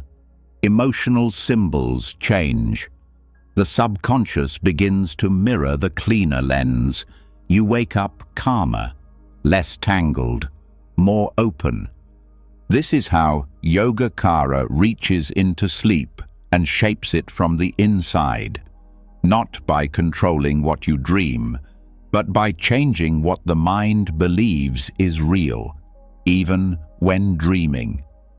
You stop reacting in dreams the way you react in waking life. You begin to watch, to witness, to hold presence even in the middle of the subconscious theater. And that changes your relationship to waking life too. You stop assuming your reactions mean something deep about who you are. You start seeing them as seeds ripening, and that distance allows for choice. Awareness becomes the gardener, the mind becomes the field, and here's what's most powerful. This isn't an escape from life, it's a deeper entry into it. When the projections fade, what's left is not emptiness, it's direct experience. You're no longer talking to your past through other people. You're no longer filtering every emotion through old wounds. You're here, seeing, feeling, meeting life without the extra noise. This is not passivity, it's clarity. You can still act, still speak, still decide, but now your actions aren't shaped by distorted reflection. They're shaped by presence. This is why Yogacara is sometimes called the science of perception, because it doesn't tell you what to think. It shows you how you're thinking, and from that insight, the whole structure of suffering begins to collapse. Because what you think is the world is often just a reflection of your conditioning. And when you stop projecting that conditioning onto everything, the world becomes gentler, more spacious, more workable, not because it got easier, because your lens got cleaner. So tonight, as you rest in this space, let this truth settle into your deepest layers. Nothing needs to be changed for clarity to arise. You don't need to control your thoughts. You don't need to fix your emotions. You just need to meet them with enough awareness to stop feeding the old projections. Let the old seeds go dry. Let the new ones take root. Let the mirror reflect not your past, but your presence. And as the mirror of the mind begins to clear, no longer reflecting distortions, no longer coloring the world through unconscious patterns, a new kind of perception quietly takes root. Life becomes lighter, not because less happens, but because less is projected. Experiences unfold without being tangled in old stories. Even dreams begin to soften. The nightmares lose their edge. The symbols feel different. And in that space between waking and sleep, something opens. A doorway the conscious mind usually misses. A chance not just to rest, but to wake up within the resting. This is where dream yoga begins, not as fantasy, but as a tool for deep transformation. In Tibetan Buddhism, dream yoga is not about escapism. It's about insight. It's the practice of becoming aware within dreams, so the same clarity that guides waking life can begin to illuminate the subconscious. It doesn't reject dreaming. It trains the mind to recognize that dreaming is still mind, still experience, still a realm of karmic activity. And that makes it trainable. Most people spend a third of their lives asleep, and much of that time caught in dreams that run on autopilot. Emotions rise, scenarios unfold, characters act and react, but rarely does the dreamer recognize that none of it is solid. That recognition, lucid awareness, is what begins to turn a passive dream into a spiritual practice. Lucid dreaming is the first layer. It starts with simply knowing within the dream that it is a dream. That moment of realization, even if fleeting, can interrupt the usual logic of the subconscious. The dream doesn't end. It becomes fluid. choice reappears, perspective sharpens. And what's most powerful is this: fear starts to lose power. Because once the dreamer knows the tiger isn't real, the running stops. Once the fall begins, but is seen for what it is, the panic fades. This creates a new emotional blueprint. The subconscious learns that clarity is possible even in chaos, that freedom is available even in conditioned space. And when this realization deepens into dream yoga, it goes beyond control and into witnessing. The goal isn't to fly or change the setting or manipulate the dream for pleasure. It's to bring the same presence from meditation into the dream, to see how mind moves, how identity clings, how fear rises and passes, without reacting, without fixing, just being aware in the dream, as if it were meditation in motion. This practice rewires the subconscious at a unique level. Because the dream state is where much of the emotional backlog gets processed, it's where unresolved fears rise, often symbolically.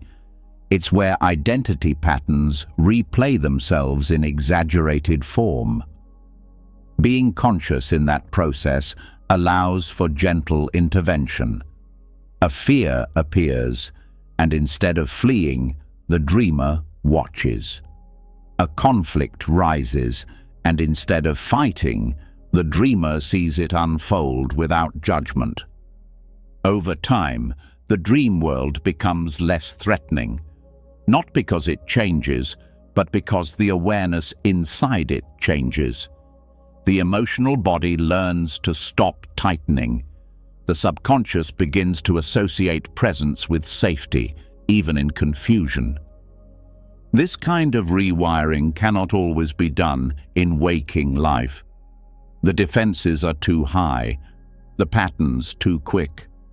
But in dreams, where logic is looser and images speak louder than words, the mind can begin to heal symbolically. Dream yoga also helps dismantle the fixed sense of self, because in a dream, the roles shift, the settings morph, the identity isn't stable. You might be someone else, somewhere else, feeling things disconnected from your daytime beliefs. And when awareness rises inside that instability, it teaches the deeper mind that self is flexible. Not in theory, in experience. That flexibility is essential for transformation. It breaks the illusion of permanence. It shows the mind that identity is just context plus memory. That fear doesn't need a backstory to feel real, and also doesn't need to be believed to lose power. With regular dream yoga, even nightmares begin to change. Not just because they're avoided, but because they're transformed. The fear is seen, the mind meets it, and the body learns it can be held, not just survived. This builds emotional resilience that carries into waking life. The same presence that watches a dream dissolve begins to watch waking fear dissolve too. The body stops reacting to every unknown. The mind begins to sit with discomfort longer. The heart learns it can stay open even in the presence of old pain. And this isn't about forcing control in dreams. It's about practicing presence in unfamiliar space. Lucid mindfulness isn't attention with strain. It's relaxed knowing. It doesn't need to analyze. It just sees. That kind of seeing becomes the new default in sleep, and then, slowly, during the day. Dream yoga also strengthens intention. Not willpower, intention. Before sleep, the dreamer sets a soft aim. Tonight, I want to be aware in the dream. Tonight, I want to meet whatever arises with kindness. That intention is planted in the mind before the conscious gate closes. And because the subconscious is impressionable, it listens. Sometimes it responds right away. Other times, it takes repetition. But over time, the intention becomes a trigger. The dreamer starts to notice strange logic, a detail that doesn't fit, a repeated pattern. And suddenly the dream becomes lucid. The mind wakes up inside itself. That moment may only last a second, but it's enough to shift the emotional tone of the entire night. The body remembers the softness, the mind remembers the clarity, and when the dreamer wakes up, they carry a trace of that lightness into their day. Dream yoga also breaks the wall between states. You stop thinking of sleep as unconscious. You stop treating dreams as random. You begin to live with continuity of awareness, not perfect, but growing. The line between waking and dreaming gets thinner. And instead of chasing control in either space, you cultivate presence in both. This is what makes the practice sacred, not because it's rare, but because it's real. It doesn't rely on belief.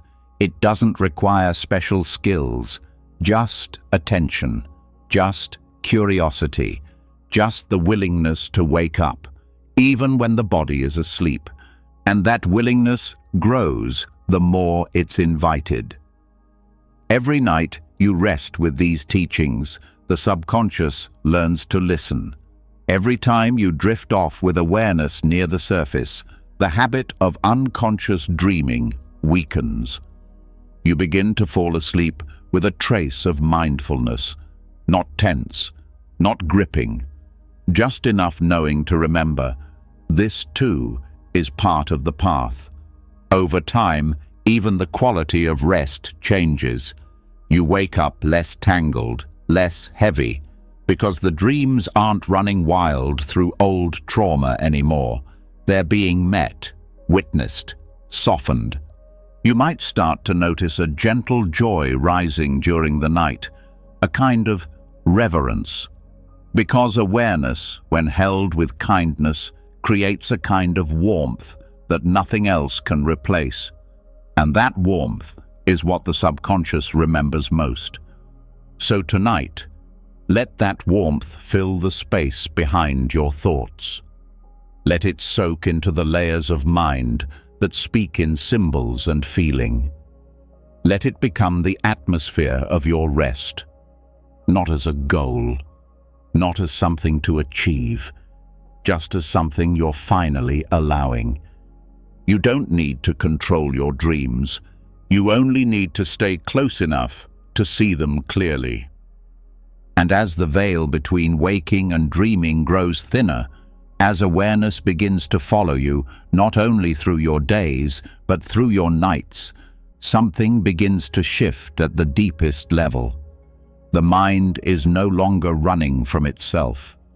The shadows that once filled sleep no longer feel like threats, but messengers. The fear starts to soften. The walls between past and present start to fall. And in that gentle space, there's one more thing that becomes visible, something older, quieter, harder to name. Not loud thoughts, not heavy emotions, but quiet structures underneath them. Invisible frameworks that shape how every thought forms, how every reaction feels. These are the fetas, and if left unseen, they remain the invisible chains that keep even the most peaceful mind from full freedom. In Buddhist teachings, the 10 fetas are the deep mental knots that bind beings to cycles of confusion, suffering, and rebirth. They're not surface-level struggles. They are the architecture of the reactive mind itself. And breaking them isn't about force. It's about deep, slow recognition. Not with willpower, but with stillness. Not with control, but with clarity. The first feta is identity view, the belief in a fixed, separate self. This isn't a concept, it's a reflex, a deep-seated sense that experience is happening to someone, that there is a core me behind the thoughts, behind the choices, and even after seeing through it intellectually, the feeling of self remains. But when watched closely, especially during quiet moments, this sense of self begins to wobble. It's seen as a construction, a narrative, a reflex built from memory and resistance. And as awareness keeps touching that reflex without feeding it, it starts to loosen on its own. The second feta is doubt. Not healthy curiosity, but the kind of inner confusion that keeps the heart closed. The doubt that says, maybe none of this works, maybe freedom isn't real, maybe I'm the one who can't do it. This doubt doesn't scream, it whispers, it pokes holes in presence, and it cannot be argued with. It must be seen. When it's met, not with panic, but with patience, it slowly stops anchoring itself. You begin to recognize that doubt isn't a warning, it's a habit, and that habit fades when the mind stops chasing certainty and starts resting in what is. The third is attachment to rites and rituals, not respect for practice, but the clinging to form over essence. The belief that specific actions or traditions guarantee awakening. This feta hides beneath good intentions. It turns methods into magic. But freedom doesn't come from form.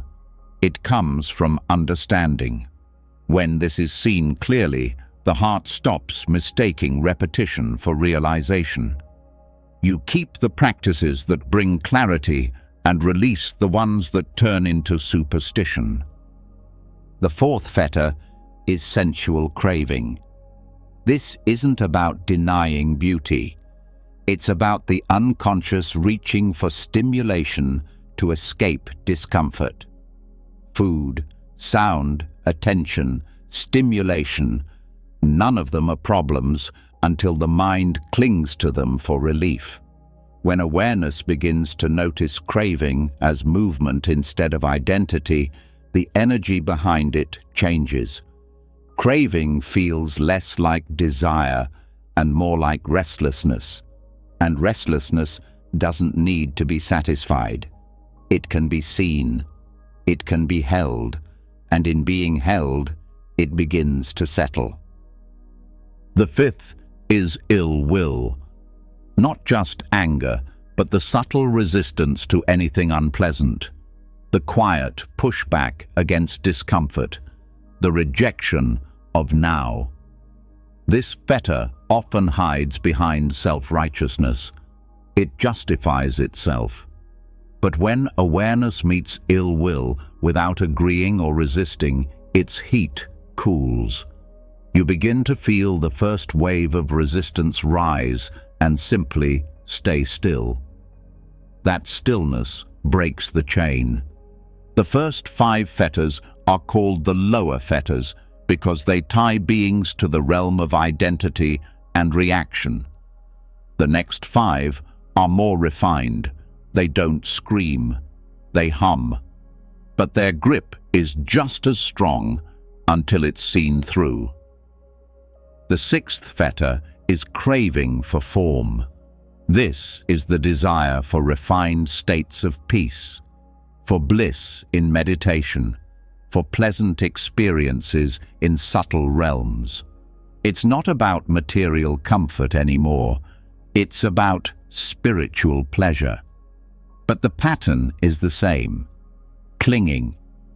When this craving is seen, the need to recreate past stillness begins to fade. You stop chasing states and start resting in presence. The 7th feta is craving for formless existence. This is even subtler. It's the longing to escape all form, all limitation. It hides in spiritual language, words like transcendence and purity. But at its root, it's still grasping, a more sophisticated version of running away. Awareness breaks this not by rejecting peace, but by not needing to escape into it. You learn to stay with reality, no matter how unrefined it feels. The eighth is conceit. This doesn't always look like arrogance. Often it hides as comparison, the sense of being better, worse, or equal to others. All three are rooted in self-reference. They reinforce the illusion of separateness. When awareness begins to feel how comparison limits connection, conceit starts to dissolve. You no longer need to measure your path against another's. You simply walk. The ninth feta is restlessness, not the obvious fidgeting, but the subtle inability to stay with what is. The pull to shift attention, to adjust, to fix, to plan. Restlessness is the vibration of becoming. It resists stillness. But when the mind begins to see this movement as optional, not urgent, it starts to quiet. You learn to stay, even through the mind's attempt to move. That staying becomes freedom. The 10th and final feta is ignorance. Not stupidity, not lack of education, but not seeing. The base misperception that holds all the others in place. The illusion of permanence, of self, of control.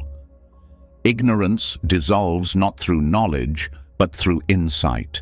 Not through collecting facts, but through seeing the nature of reality directly. When the aggregates are seen as impermanent, when craving is seen as suffering, when awareness watches all things rise and fall without clinging, ignorance begins to fall apart. None of these fetters can be destroyed through force. They are rooted in survival patterns, in subtle conditioning, and any attempt to break them aggressively only reinforces their grip. They don't need to be fought. They need to be seen, clearly, gently, again and again. This is where true transformation happens, not through resistance, through awareness. When you sit with a feta, not to fix it but to feel it, something begins to melt. The mind doesn't need to push it away, it just stops fueling it. And this is why sleep programming is such fertile ground, because in sleep, the resistance is lower, the grip of ego is lighter, the mind is open to new messages. When the subconscious is gently exposed to the possibility of non-clinging, it begins to unwind the fetters one breath at a time. You don't need to map every feta. You don't need to track your progress. Awareness will reveal what's ready, and when it does, the next knot begins to loosen. The chain begins to break, not with a snap, but with a soft breath. This isn't about escaping humanity. It's about living it with less distortion, less tightness, less fear. Each feta that falls brings more space, more compassion, more peace that doesn't rely on conditions. So, tonight, as your body softens and your breath slows, let these old bindings surface without fear. You don't need to name them. You don't need to fight them. Just stay close. Just watch. Let awareness do what effort never could. The mind knows how to free itself, if it's allowed to feel without grasping. And now, we continue. And as the inner chains start to weaken, not snapped, but softened through still attention, something new begins to appear beneath the surface. Not a new identity, not a different version of the self, but a kind of space that was always there, only hidden behind movement. No longer pushed by craving, no longer pulled by resistance, the mind finds itself in a strange and powerful place. Nothing to fix, nothing to hold, just presence. Just a pause deep enough that something ancient inside begins to heal on its own. This is not silence as most know it. It's not the absence of noise. It's not being quiet to appear calm. It's something deeper, something cleaner. This is noble silence, a reset that doesn't come from doing, but from stopping. In the Buddhist tradition, noble silence is often spoken about in terms of external speech. Silence of the mouth, not engaging in chatter, not filling the space with unnecessary words, but at its heart, noble silence is internal. It's the quiet that happens when the mind stops narrating, when thoughts still come, but the voice that claims ownership goes quiet, when sensations still arise, but the need to name, analyze, or explain them fades. This kind of silence isn't just peaceful, it's transformational. Because in that silence, programs begin to shift. Not through effort, through absence of interruption.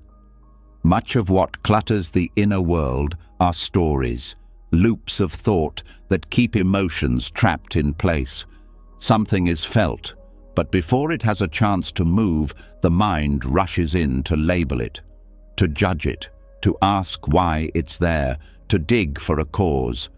And in that reaction, the feeling stays stuck. It doesn't get released. It gets looped, repeated, prolonged. But when silence is held, not as suppression, but as allowing, those feelings complete their cycle.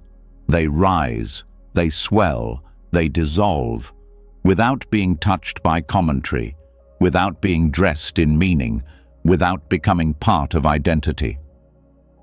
This is what makes noble silence so rare. It requires doing nothing with precision, not avoidance, not zoning out, not distraction, but staying with what's here and refusing to interrupt it, refusing to narrate the moment into something familiar. When this kind of silence deepens, the subconscious begins to trust the space. It begins to open the vault. Old impressions start to rise, not because you're digging, but because the system knows it's safe now. It's not being judged, it's not being rushed, it's being witnessed. And in that witnessing, the mind begins to reprogram itself. This kind of reset doesn't happen during noise. It doesn't happen during analysis.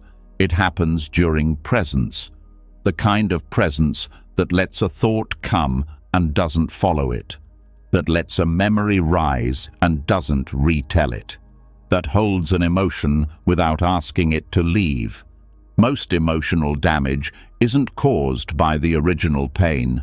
It's caused by the commentary built around it, the conclusions drawn, the roles created, the identity formed in reaction. Silence cuts through all of that, not by force, but by staying out of the way. It's in this space that clarity is born, not new ideas, not plans. Clarity that sees what's always been true, but never had room to speak. The kind of truth that doesn't come from logic. It comes from contact with what is, free from noise. And this truth doesn't speak in language.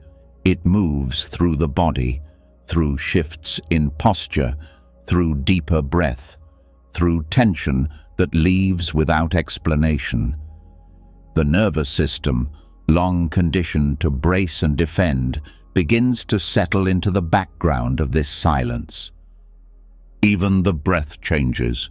It stops performing. It becomes natural, rhythmic.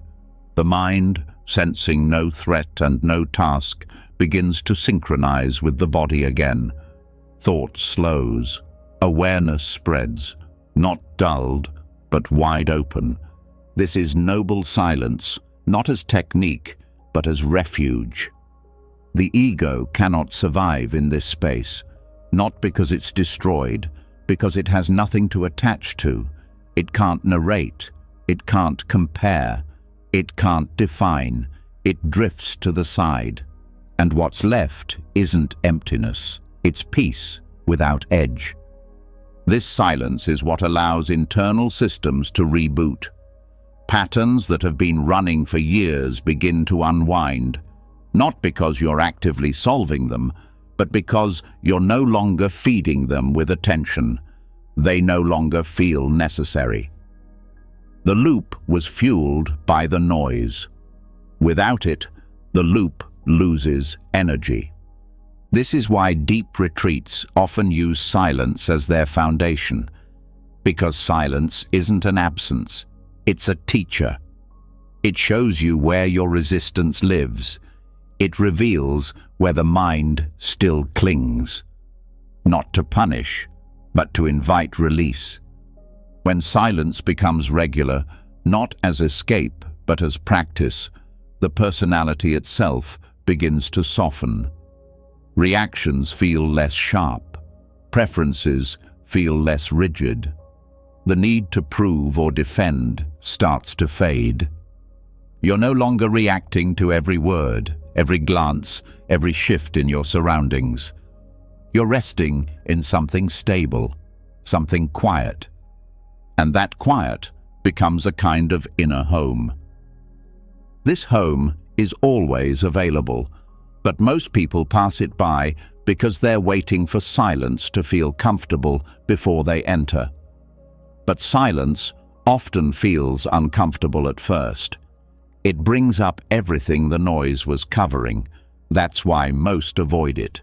They fill the space because stillness feels unfamiliar, but the unfamiliar is where the transformation lives. If you stay, if you let the discomfort rise and fall without feeding it, silence begins to change its texture. It goes from empty to full, from blank to sacred. It begins to feel like the ground of your being, not a break from your life. That's when true reprogramming begins, because now the system isn't just less reactive, it's more receptive. It's no longer stuck in the same defense strategies. It's open to new input, not because it was forced, but because the noise that blocked it has finally quieted. This is where sleep becomes powerful, because sleep, when held with gentle awareness, amplifies noble silence. The body may rest, but the inner space doesn't disappear. If anything, it expands. Thoughts slow, identity fades, and the subconscious begins to move in that silence, like water finding its own level. When this becomes regular, when you fall asleep not with mental chatter, but with gentle, open presence, the mind starts to associate rest with clarity. The emotional body stops bracing. The breath begins to guide the nervous system back to baseline. This reset doesn't just prepare you for tomorrow. It rewrites how you hold the past, how you respond to the future, how you meet each moment when it comes. This is not theoretical, it's physiological, it's neurological. When the brain stops being fed constant noise, it starts to prune the unused pathways. It starts to strengthen the ones connected to calm. This isn't done through force, it's done through stillness, the kind that doesn't need to think its way to peace. It simply stops adding to the problem. And over time, this kind of silence teaches the mind that not every question needs an answer, that not every problem is real, that not every fear needs a plan. Some things simply pass when they're no longer narrated. So tonight, let this be your atmosphere. Not silence, as an absence, but silence as a living space, as a reset that happens not with pressure, but with presence. Let the breath be quiet. Let the thoughts slow without being stopped. Let the body drift without being controlled. You don't need to solve anything right now. You don't need to analyze what's rising. Just let it rise, let it move, let it go. The mind will update itself when you stop interrupting the process. Let the silence do its work. And as noble silence becomes more than just a pause, as it begins to rewire the nervous system, soften mental noise, and teach the heart to sit without judgment, what starts to emerge beneath that quiet is something many never notice until it's gone. A voice, not spoken out loud, not heard with the ears, but always there, always running. It comments, it questions, it narrates, it repeats. It tells the story of who you are, what others meant, and how the day went. This voice shapes more than moods. It shapes identity. It shapes decisions. And yet, it often goes unnoticed. But once awareness settles enough to hear it clearly, it becomes obvious. This voice is not neutral. It carries karma, and the way it speaks leaves marks, not just outside in conversation, but inside, deep within the subconscious. This is the karma of speech, not punishment, not superstition. Karma simply means cause and effect, and speech, both external and internal, is one of the most overlooked causes in the human experience. Words are not just noise, they are actions, and actions have consequences. Even thoughts, when repeated with enough emotional weight, become a kind of internal speech, and that speech leaves grooves in the mind. Grooves that shape how experience is filtered, how worth is felt, how fear is interpreted. These grooves are not destiny, but until they're seen, they act like it. Most people speak to themselves in ways they would never speak to someone they love, harshly, critically, with sarcasm or dismissal. And over time, that inner speech becomes the voice of reality. The subconscious doesn't analyze tone, it absorbs it. Every time the internal voice says, "You always fail," the body hears it. Every time it says, "No one really cares," the emotional system listens. These phrases, said silently and often, become background programming, not because they're true, but because they're familiar. The problem isn't just what's said, it's how it's said. Tone matters, intention matters. A soft voice carries a different karma than a sharp one. A doubtful whisper leaves a different trace than a kind reminder. And these tones form layers in the mind, layers that eventually affect behavior, confidence, even health. Reprogramming begins with noticing this voice, not to silence it, but to hear it without becoming it. The shift starts when awareness steps in between thought and identification. When the thought says, "I'll never change," awareness simply hears it without agreement. When the voice says, "This is too much," awareness doesn't argue. It listens. That listening breaks the automatic response. That listening creates space. In that space, new speech can be introduced. Not fake positivity, not forced affirmations, but speech rooted in truth and compassion. Words that acknowledge struggle without becoming it. Tones that support instead of critique.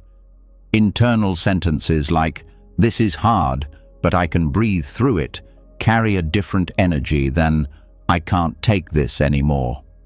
Both may rise. Only one needs to be believed. This kind of rewiring takes repetition, but not effortful repetition, not chanting mantras with gritted teeth. It takes gentle consistency, a willingness to notice the harmful voice and let it dissolve again and again. A willingness to replace it softly with something kinder. Over time, the subconscious begins to absorb this new tone, and what was once reactive becomes calm. What was once self-punishing becomes self-trusting. Even external speech reflects this change. The more the internal voice softens, the more external communication shifts. Not because you're trying to sound different, but because you feel different. Words become slower, less defensive, more curious. Listening improves, conflict softens, the need to prove dissolves, because the inner dialogue is no longer a battleground. And when you speak differently to others, the external karma changes too. Words uplift or depress. They connect or divide. They create momentum or resistance. Every conversation plants seeds.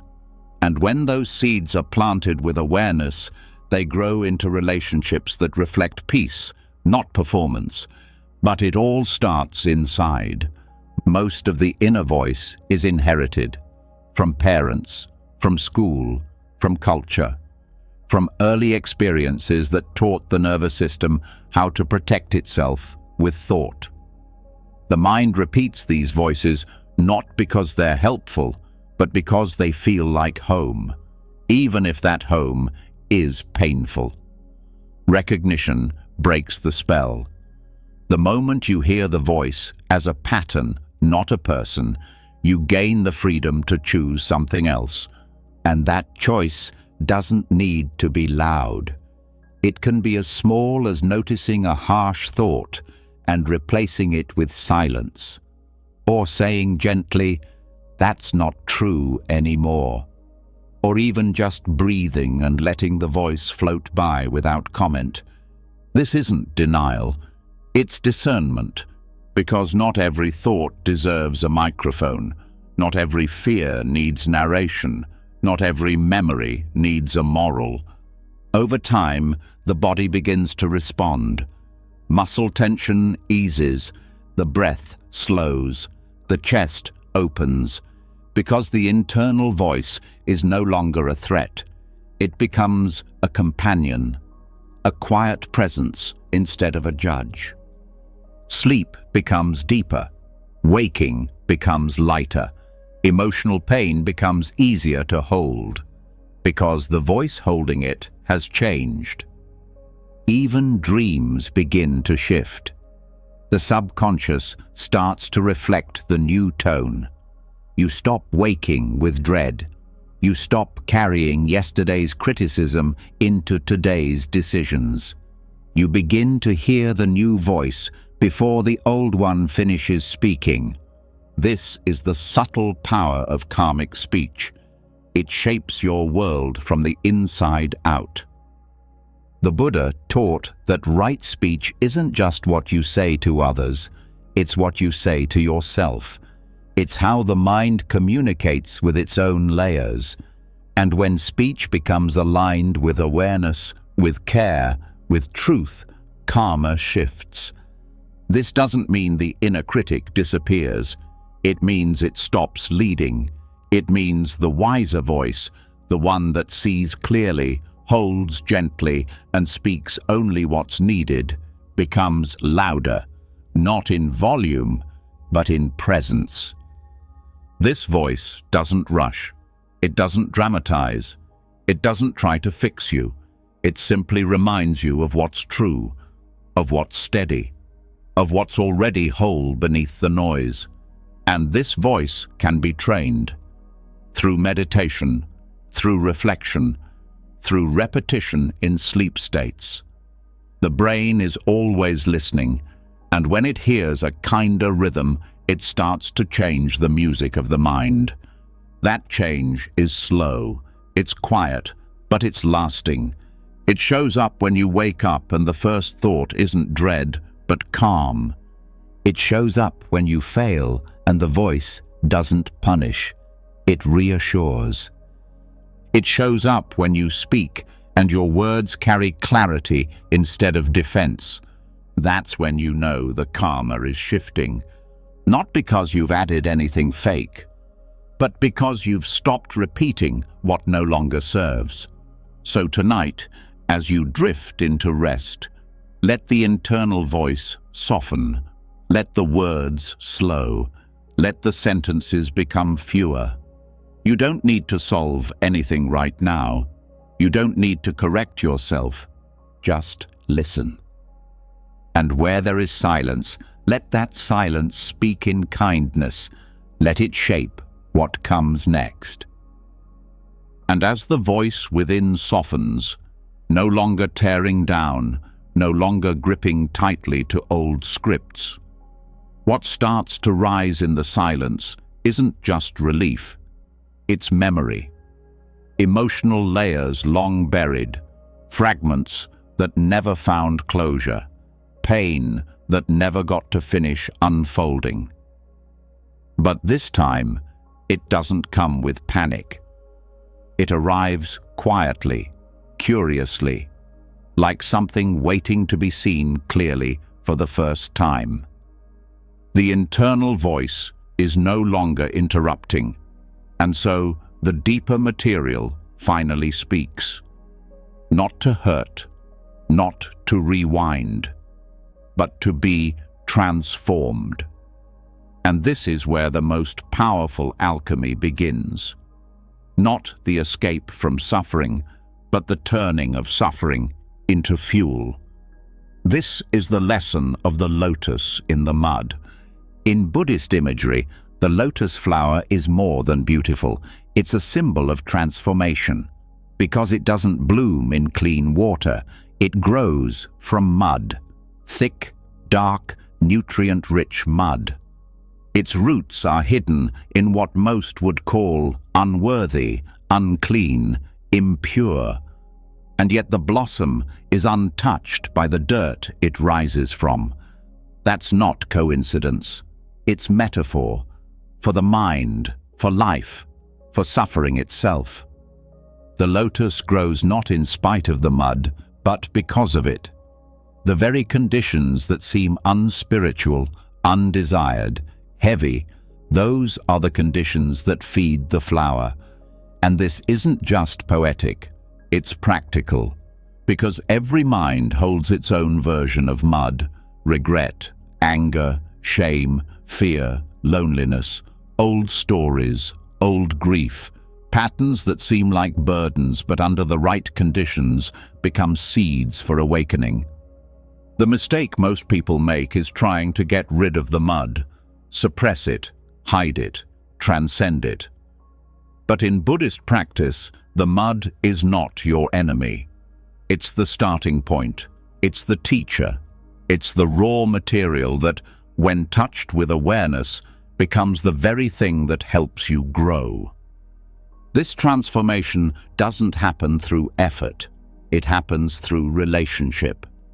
The way you relate to pain determines what it becomes. If you resist it, it hardens. If you cling to it, it grows heavier.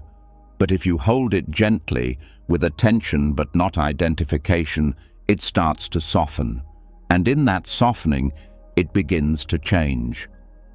This is the heart of mindful alchemy, not changing pain into pleasure, but changing resistance into presence, changing the instinct to run into a willingness to stay.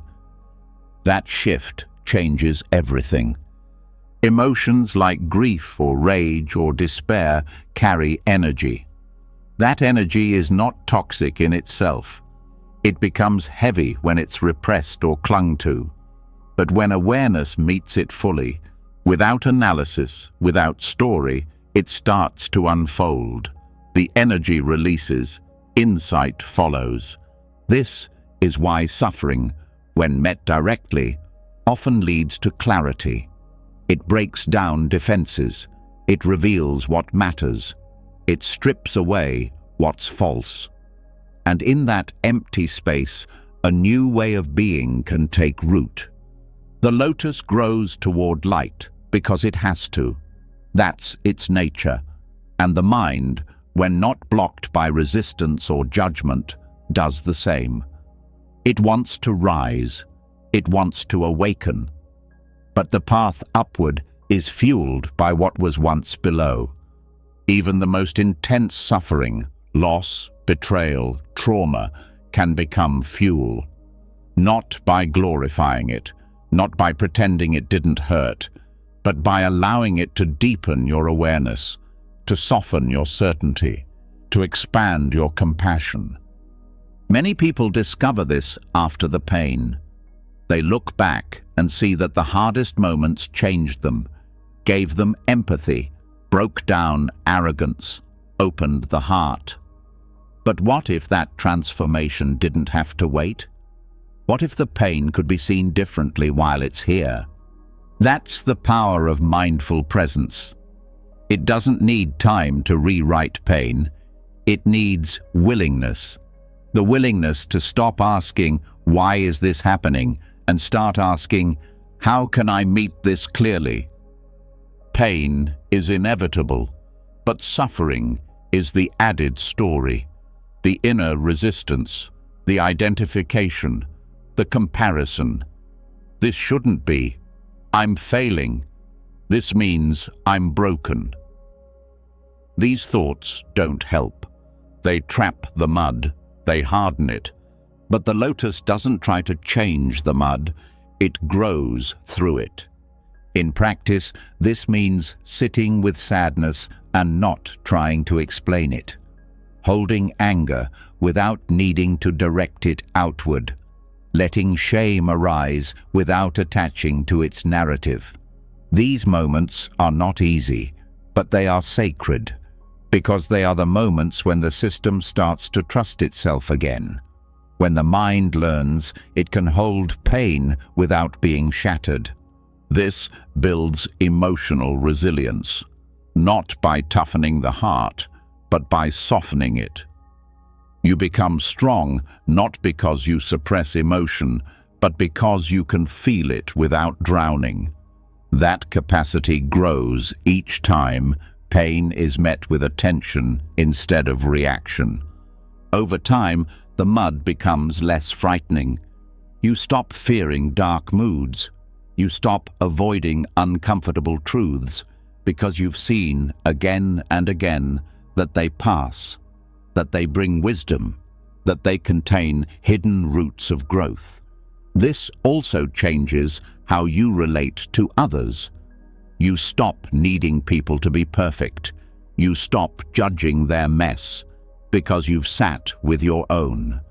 And that sitting taught you that beneath every outburst is a wound.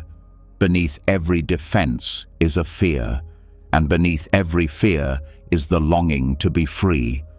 That understanding creates compassion, not sentimental kindness, but grounded empathy. The kind that sees someone's mud and knows there's a flower waiting to grow. Even dreams begin to shift.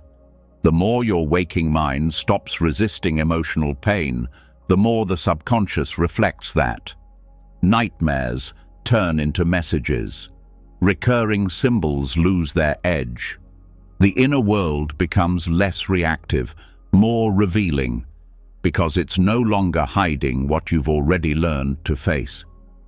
This shift is subtle. It doesn't always look like progress. Sometimes it looks like stillness, like sitting with an ache and not moving away, like waking up with sadness and not needing to fix it. That stillness is growth, because it means the mud is no longer being feared, it's being felt. And when it's felt fully, it changes shape. Not into joy, not into bliss, into something more real. Presence, depth, truth. You begin to move through life with less performance, more honesty, less armor, more breath. You start to live from the root instead of the reaction. And that's when the lotus opens. Not because the mud disappeared, but because you stopped believing the mud meant something was wrong. So tonight, as the quiet grows deeper and the mind begins to let go, let the mud be here. Let the old emotions rise without panic. Let the memories pass without meaning. Let the pain show itself without needing to be chased or cured. It's not the enemy, it's the soil, it's the source. Let it feed what's coming next. And now we continue, and as the mind finally begins to accept the mud for what it is, not a flaw, not a failure, but the starting point for something profound, what once felt like a burden becomes a kind of nourishment. Not all at once, not as an epiphany, but as a quiet shift in how suffering is held. No longer avoided, no longer clung to, pain becomes part of the unfolding, and that unfolding reveals something even deeper, something hiding in the structure beneath every emotion, every memory, every expectation. The hidden framework that keeps the loop of suffering alive. Time. Not the kind on a clock, not the passing of days, but mental time. The idea of past and future as real, solid things. The belief that yesterday is something we carry and tomorrow is something we owe. This illusion isn't just a concept, it's a trap. And what keeps trauma and anxiety alive is not the event, it's the time framework the mind uses to hold it. In both Zen and Theravada Buddhism, the illusion of linear time is seen as one of the most subtle but powerful obstacles to freedom, because it gives the mind a story to live inside, a before and an after, a what happened and a what could happen. And in that split, presence disappears. The past, in memory, becomes a weight. Not because it's still happening, but because it's still being repeated. Not consciously, automatically, through thoughts, feelings, reactions that trace back to moments that no longer exist. The mind pulls them forward, overlays them on now, and treats them as current. This is how trauma lives on, not in the body alone, but in the mind's time structure. The future, on the other hand, becomes pressure. Endless what-ifs, imagined failures, plans upon plans that never settle. And this anxiety becomes real, not because it's true, but because the mind believes in tomorrow as something it must prepare for at all times. Both are illusions, not because nothing ever happened or will happen, but because neither the past nor the future exists as experience. Only thought, only mental projections. This isn't philosophy, it's medicine. When the mind begins to feel the illusion of time directly, not just think about it, but see through it, something releases. The nervous system begins to relax, the breath deepens, not because everything is resolved, but because the framework that held the pressure starts to dissolve. The present moment in Buddhism is not a cliché. It's the only real point of contact, not a second on a watch, but the direct knowing of experience right now. The sensation, the breath, the awareness. Everything else is memory or imagination. And when the mind lives outside the now, suffering increases, because it's trying to manage something it can't touch. You can't touch yesterday. You can't touch tomorrow. You can only imagine them. And yet the body reacts to them as if they are here. This is why fear arises before anything happens, why grief lingers long after the moment passes, why shame repeats itself for years. Because the mind believes in the line of time, and the body follows. Theravada teachings point to this directly. Everything arises and passes moment by moment. There is no stable thing continuing through time, not in thought, not in identity. Even the mind is not a river. It's a series of drops, each one fresh, each one fading. When this is seen clearly, the need to fix the past or prepare the future softens. Zen cuts even sharper. It doesn't explain, it points. When asked about time, a Zen master doesn't give theory. He asks, "Show me your past. Where is it?" Or says, "Drink tea." Because the teaching isn't in the words, it's in the cut. The moment you leave the now, the practice stops, the illusion begins.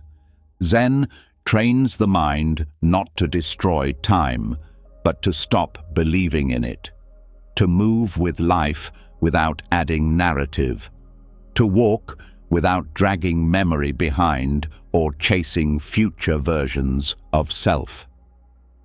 This shift is subtle but practical. It changes how you wake up, how you work, how you relate. No longer projecting into what might happen, you deal with what's here. No longer reacting to what already passed, you meet what's now. Even regret begins to feel different. It loses its grip, not because you ignore it, because you stop living in it. It's seen as a thought, not a sentence, a shadow, not a truth. The same with fear. Most fear is about what hasn't happened. The body braces for a future it can't see. But when the timeline collapses, the fear often collapses too. Because in this breath, right now, there is space, there is calm, and the body begins to trust that. This doesn't mean you forget your story. It means you stop becoming your story every time you think it. Sleep becomes deeper when this insight lands, because much of restlessness at night is about time, the future you're not ready for, the past you can't forget, thoughts spinning. But when the mind is reminded that none of that is here now, the system releases. Not always instantly, but with practice the body learns. There is no tiger, no deadline, no replay, just presence, just stillness. This is where the most powerful healing happens, not from rewriting time, but from stepping out of it, from seeing that each breath is fresh, that you don't need to drag the old version of you into every room, that the pressure to become can drop. This opens the door to joy, not the joy of arrival, the joy of relief, of dropping the weight, of waking up without past eyes or future tension, of seeing what's here and knowing it's enough. And even when pain is here, that too becomes lighter, because it's no longer wrapped in history, it's no longer inflated by what it could mean tomorrow. It's just sensation, just emotion, just this moment. And this moment, no matter how intense, is always bearable when it's not multiplied by time. Practicing this doesn't require hours of meditation. It starts with noticing. When do you leave now? When does thought drift into yesterday's wound or tomorrow's worry? Can you feel it? Can you return? Each return is a reset. Each time you feel the breath, hear the sound, notice the body, you've dropped out of time.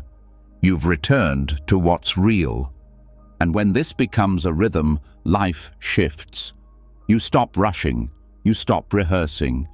You begin to meet each moment like a guest, not a problem. That meeting becomes your new home. And in that home, you're no longer ruled by what was or what might be. You're here, fully, freely, finally. So tonight, let the future go dark. Let the past go quiet. Let the breath be the only thing you follow. Nothing else is needed. Nothing else is real. You are not behind. You are not ahead. You are here. And now we continue. And as the concept of time begins to collapse, not in a rush of thought, but in a deep slowing down of attention, something becomes startlingly clear. The mind that was always running forward or reaching backward now begins to rest in the only place it can ever truly be. And in that rest, one sees what has been hiding beneath the motion all along, a kind of hunger, not for food, not even for love in the ordinary sense, but for something less defined, a need to feel full, safe, seen, whole. That need keeps shaping behavior without asking permission, and even when time has dropped away, the pull still lingers. What is it? This is where Buddhist psychology offers one of its most haunting metaphors, the hungry ghost realm. In Buddhist cosmology, it's not a physical place. It's a state of being, a realm inhabited by beings with enormous stomachs and tiny mouths, always starving, always reaching, never satisfied. Their suffering isn't because food doesn't exist. It's because they can never get enough of it. Their craving distorts their capacity to receive.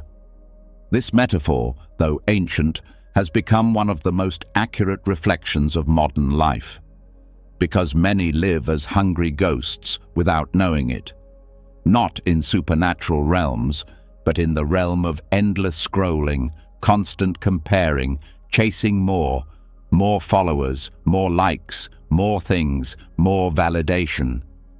But no matter how much comes in, the emptiness doesn't fill, because the mouth is too small, because the craving has rewired the nervous system to expect more than it can ever actually use.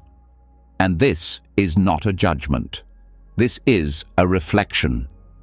Because the hungry ghost isn't evil. It's wounded. It's misunderstood.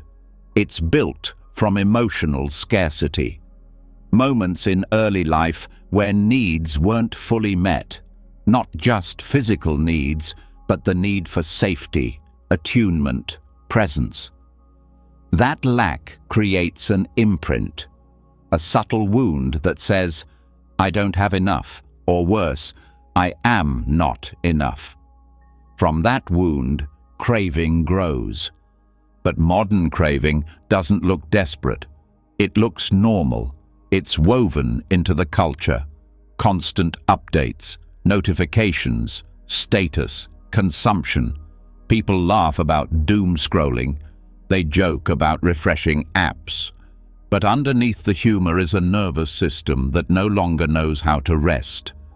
This is the hungry ghost in disguise, the ache that keeps checking the phone, not because there's something to see, but because something inside feels unfed.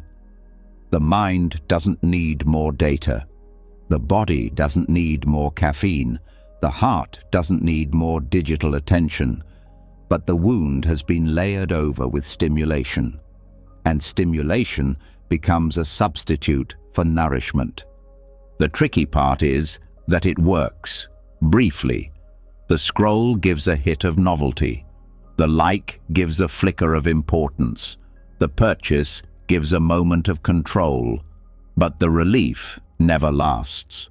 Because it wasn't feeding the root, it was feeding the craving. This is what the hungry ghost realm teaches so powerfully, that suffering comes not just from not having, but from the inability to receive, from the distortion of the channel, from the small mouth, not the big world. And that distortion can be rewired, not by resisting craving, not by punishing it, but by bringing awareness to it in a new way, noticing what drives the reach, sitting with what rises before the scroll, listening to the feeling that precedes the habit. That moment between urge and action is where healing begins. Because the craving is not wrong. It's a signal. It says something inside is aching, not for distraction, not for noise, but for presence, for connection, for enoughness. When that signal is seen clearly, the urge loses power, not because it disappears, but because it's no longer mistaken for truth. The craving isn't who you are. It's what the nervous system learned to do to feel safe. And it's possible to teach it something else, to pause instead of grab, to breathe instead of refresh, to feel instead of scroll. This doesn't mean you'll never reach again. It means the reach will no longer define your worth. And in that shift, the subconscious begins to reprogram itself. Not through discipline, through understanding. Because when craving is met with kindness, it begins to dissolve. It doesn't need to be filled. It needs to be seen. This is why deep practice, including mindfulness during sleep, can change craving at its root. Because the hungry ghost lives not in the logical mind, but in the emotional memory.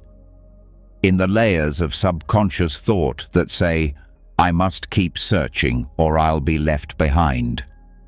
Those layers can't be argued with, but they can be soothed.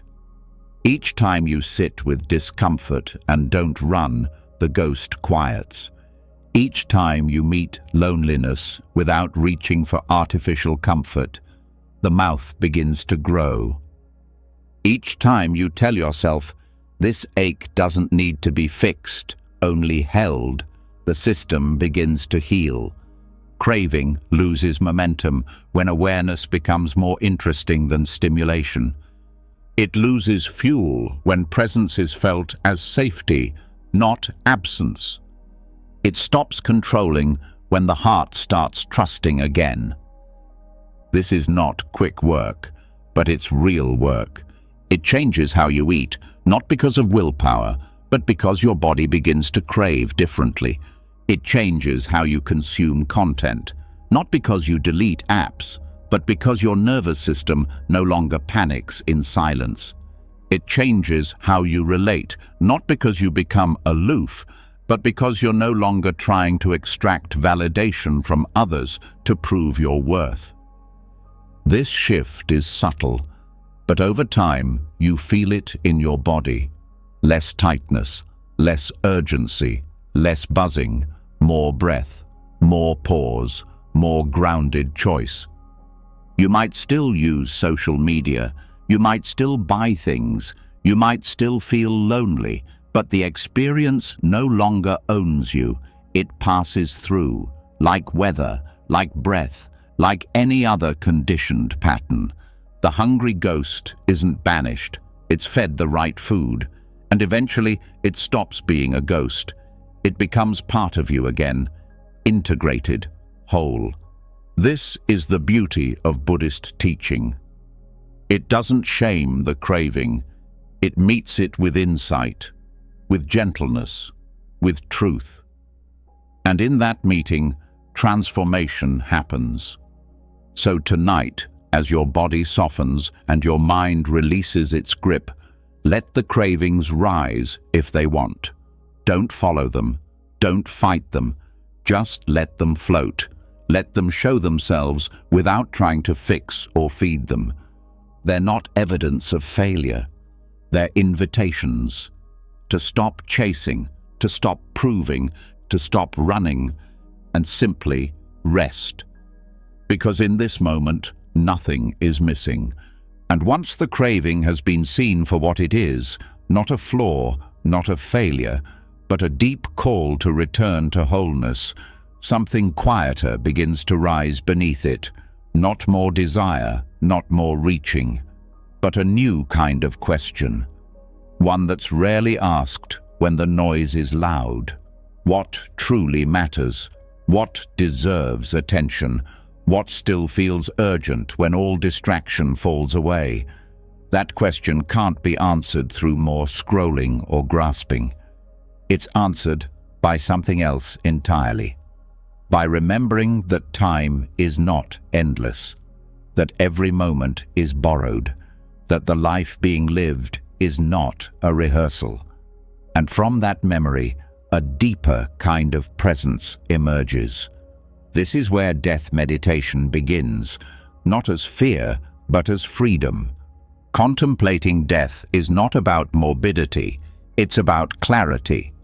In the Buddhist tradition, death meditation is a core practice, not to scare the mind, but to clean it, to show what is real, to shake off illusion, to bring attention back from fantasy, from regret, from craving, and place it gently on the preciousness of now.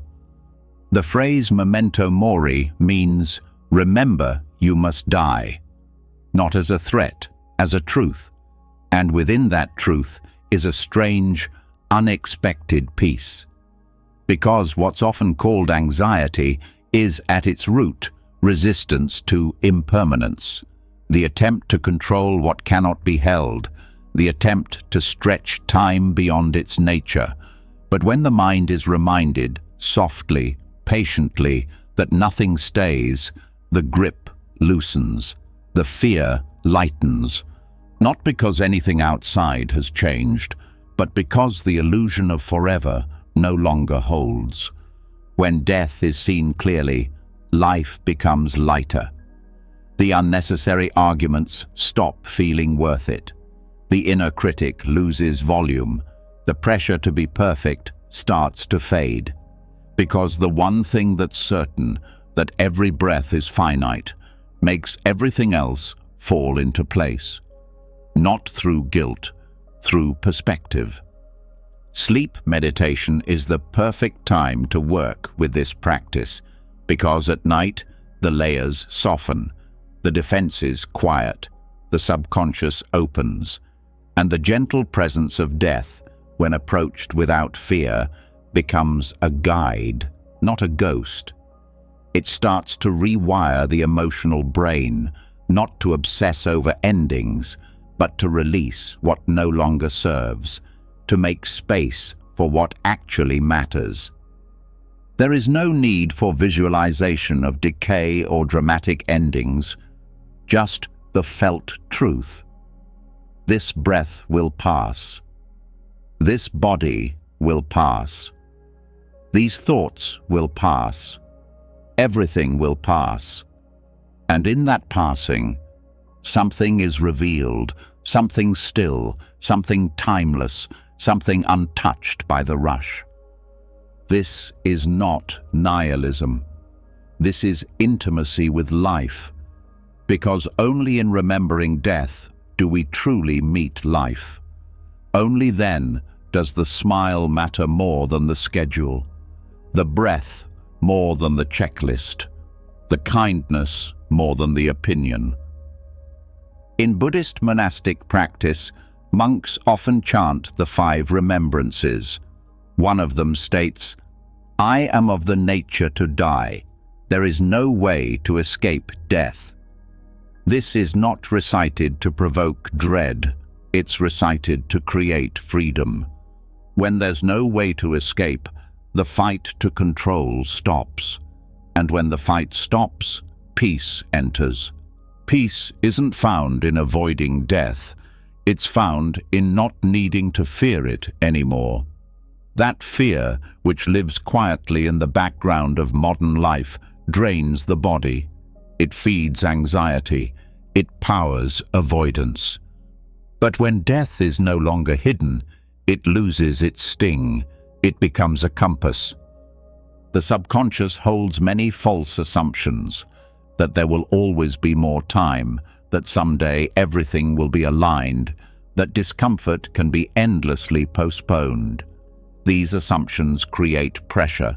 They keep the mind on edge. But when death becomes part of daily reflection, even gently, the subconscious begins to reprioritize. It starts to value presence over perfection, gratitude over possession, stillness over busyness. This doesn't lead to passivity. It leads to alignment. You start to act not out of habit, but out of meaning. You stop waiting for the right moment and start living the one you're in. You stop saying later and start saying now. Even relationships begin to shift. The need to win the argument fades. The desire to be right weakens. What rises instead is tenderness, a desire to leave things in peace, a refusal to waste time on resentment, because the clock is always moving, and nothing guarantees another chance to forgive. Death meditation also changes how suffering is held. Because when everything is seen as temporary, even pain becomes manageable. You stop asking, "When will this end?" and begin saying, "This too is passing." That shift turns resistance into presence. It doesn't numb the pain, it softens the fight. Sleep becomes sacred in this context, no longer just recovery, but surrender, a little death each night, a letting go. And when death meditation is introduced during this transition, it teaches the body to rest without clinging, to drift without fear, to lie down not just physically but mentally, to release the day with love, not regret.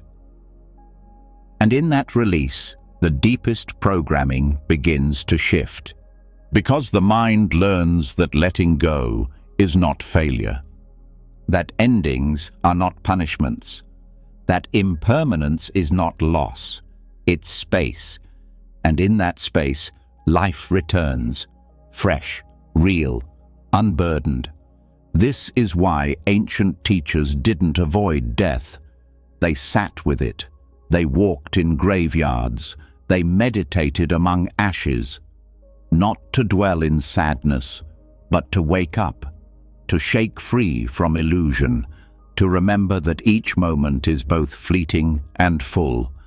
The lotus blooms not because it will last forever, but because it doesn't.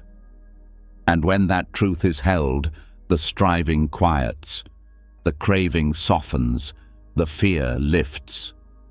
You don't stop living, you start. So tonight, as you close your eyes, let the idea of death sit beside you, not as a shadow, but as a friend. A reminder that nothing is promised and everything is precious. Let each breath be a gift you didn't have to earn. Let each heartbeat be enough. Let each thought rise and fall without needing to hold it. There is nothing to chase, nothing to fix, nothing to fear. Just this moment, just this life, just this breath. And now we continue. And once death is no longer hidden, once it's brought close, seen not as something distant, but as the silent context behind every breath, clarity rises. A calm that doesn't come from denial, but from contact. A kind of stillness that begins to rearrange priorities at the root level. Because when the mind fully accepts that nothing is permanent, everything begins to matter differently. Suffering softens. Joy deepens. Time stretches out, not in duration, but in depth. And from that space, a question begins to form. If death is inevitable, what is it that keeps life spinning in confusion? What keeps the mind trapped in cycles of reaction, longing, and fear? The answer lies in a symbol that has been passed down through Buddhist teachings for centuries: the wheel of becoming. The Bhava Chakra, often called the Wheel of Life, is not just a religious image, it's a psychological map, a mirror of how consciousness functions when it forgets itself, when it moves through automatic loops without awareness. On the surface, the wheel shows 6 realms, traditionally interpreted as literal worlds in which beings are reborn. But deeper teachings point to something far more immediate. Each realm is not a place, but a state of mind. Not somewhere a soul travels after death, but a pattern the mind enters while still alive. This wheel turns every day, every moment. Because the mind, unless trained in presence, spins. It moves through joy and despair, grasping and resistance, peace and torment, without knowing why. The teachings say, look here.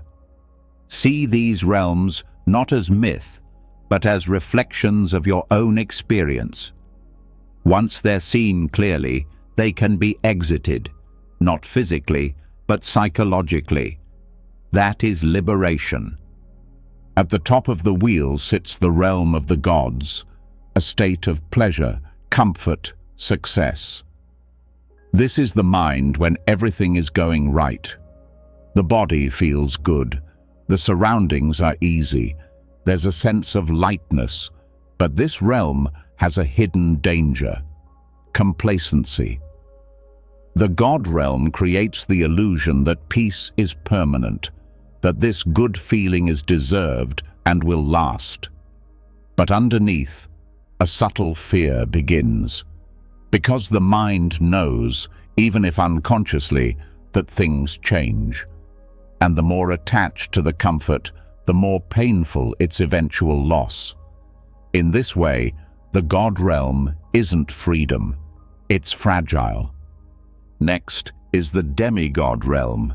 Here, the experience is similar to the gods, still pleasant, but now it's mixed with comparison and competition. The mind feels like it's winning, but always looks over its shoulder. There's tension, a need to protect success, a jealousy of others.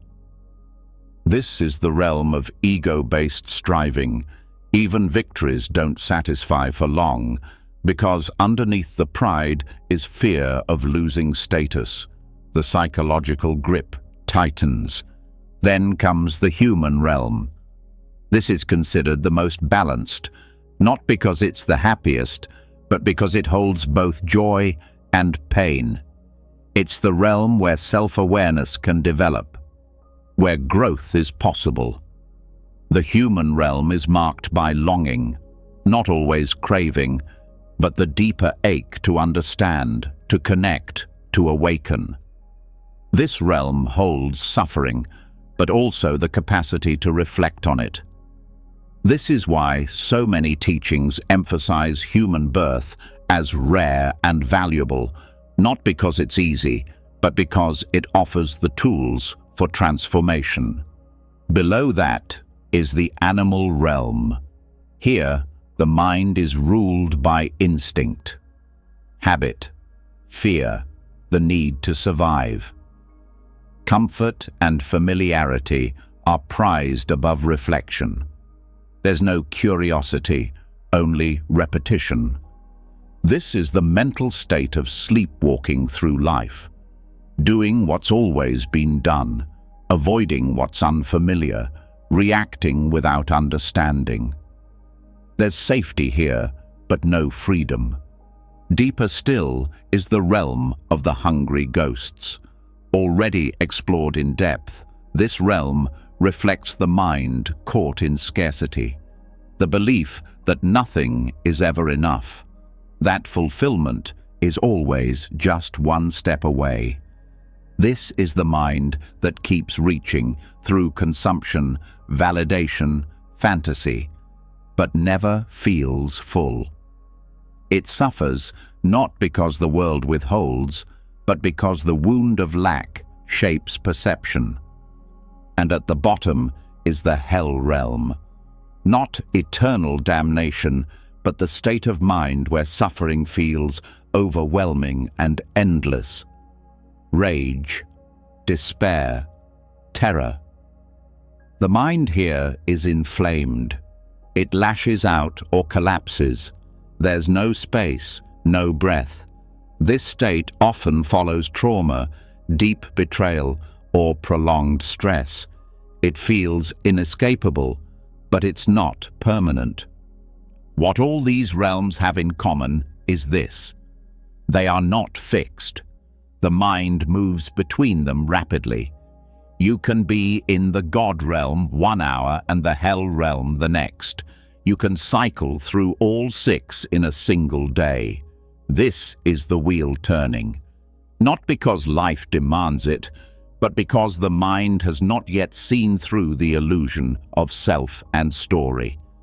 At the center of the wheel are 3 animals: a pig, a snake, and a bird. These represent the 3 poisons: ignorance, hatred, and craving. Ignorance, the pig, is not stupidity. It's not seeing. The mind fails to recognize its own nature. Hatred, the snake, is resistance, pushing away what feels unpleasant. Craving, the bird, is attachment, grasping at what feels pleasant. These 3 drive the entire wheel. They spin it. They keep the states repeating. But there's a way out. In the corner of every traditional Bhavachakra painting, the Buddha is shown pointing to the moon. The moon represents liberation, enlightenment, the possibility of exiting the wheel entirely, not by destroying the realms, but by no longer being bound by them. And how is that done? Through awareness, through seeing, through training the mind to recognize the state it's in without becoming it. When you feel the grip of jealousy, you name the demigod realm. When you feel the fog of habit, you notice the animal realm. When despair rises, you meet the hell realm with breath. This naming doesn't fix the state, but it removes the unconsciousness. It puts a gap between the feeling and the identification. And that gap is freedom. Eventually, with practice, the mind stops being tossed by the wheel. It still feels, still reacts, but there's space, a witnessing, a knowing that this too will pass, that none of these realms are personal. They are patterns, not prisons. This shift can't be forced. It grows with patience, with sleep meditations that reintroduce the truth gently, that remind the subconscious, you are not the craving, you are not the rage, you are not the despair, you are the space that sees all these things rise and fall. And from that space, choice returns, not control, clarity. Even dreams begin to shift when the wheel is seen clearly. Nightmares may still come, desires may still appear, but the dreamer begins to recognize the pattern, and even in dreams, the wheel loses its grip. Waking life softens too. When the mind no longer believes in permanent identities, winner, loser, victim, hero, it stops taking the ride so seriously. It learns to bow to each moment, not fight it. This is the liberation the wheel points to, not escape from life, but freedom in the middle of it, peace that doesn't require conditions to be perfect. So tonight, let this ancient symbol speak not in myth, but in memory. Let the mind show you where it's been clinging, where it's been spinning, not to shame it, but to understand. Because once you see the wheel clearly, you no longer have to be inside it. You can rest in the stillness that never spins. And now, here you are, still breathing, still listening, but not quite the same. Something inside has shifted, quietly, gently, deep beneath the noise, not because of one moment, but because of all of them. The mind has traveled through samscaras and silence, through karmic echoes and craving ghosts, through death and time, and the wheel that turns when no one is watching. And somewhere in that journey, you remembered what was never lost, your capacity to witness, to soften, to let go. You've explored how suffering doesn't need to be feared, only seen, how identity is not who you are, but what the mind keeps repeating, how even in sleep, even in silence, even in pain, transformation is happening, not because you're forcing it, but because you're finally allowing it. You've met the echo of past imprints, dissolved the illusion of time, sat with death as a teacher, and held craving without being consumed by it. You've learned that liberation isn't loud, it's quiet. It's in the gap between thought and action, between story and presence, between resistance and rest. That's where reprogramming happens, not overnight, not with pressure, but with awareness, practiced again and again until it becomes the new default. Calm instead of chaos, clarity instead of reaction, presence instead of performance. So tonight, as the final words fade, remember this. Your mind isn't broken, it's just been busy. But underneath all that motion is something unshaken, something unconditioned, something still. And you've already touched it.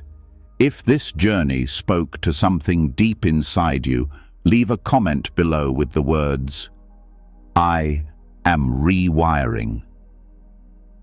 Let's see who made it to the end and who's walking this path of presence alongside us.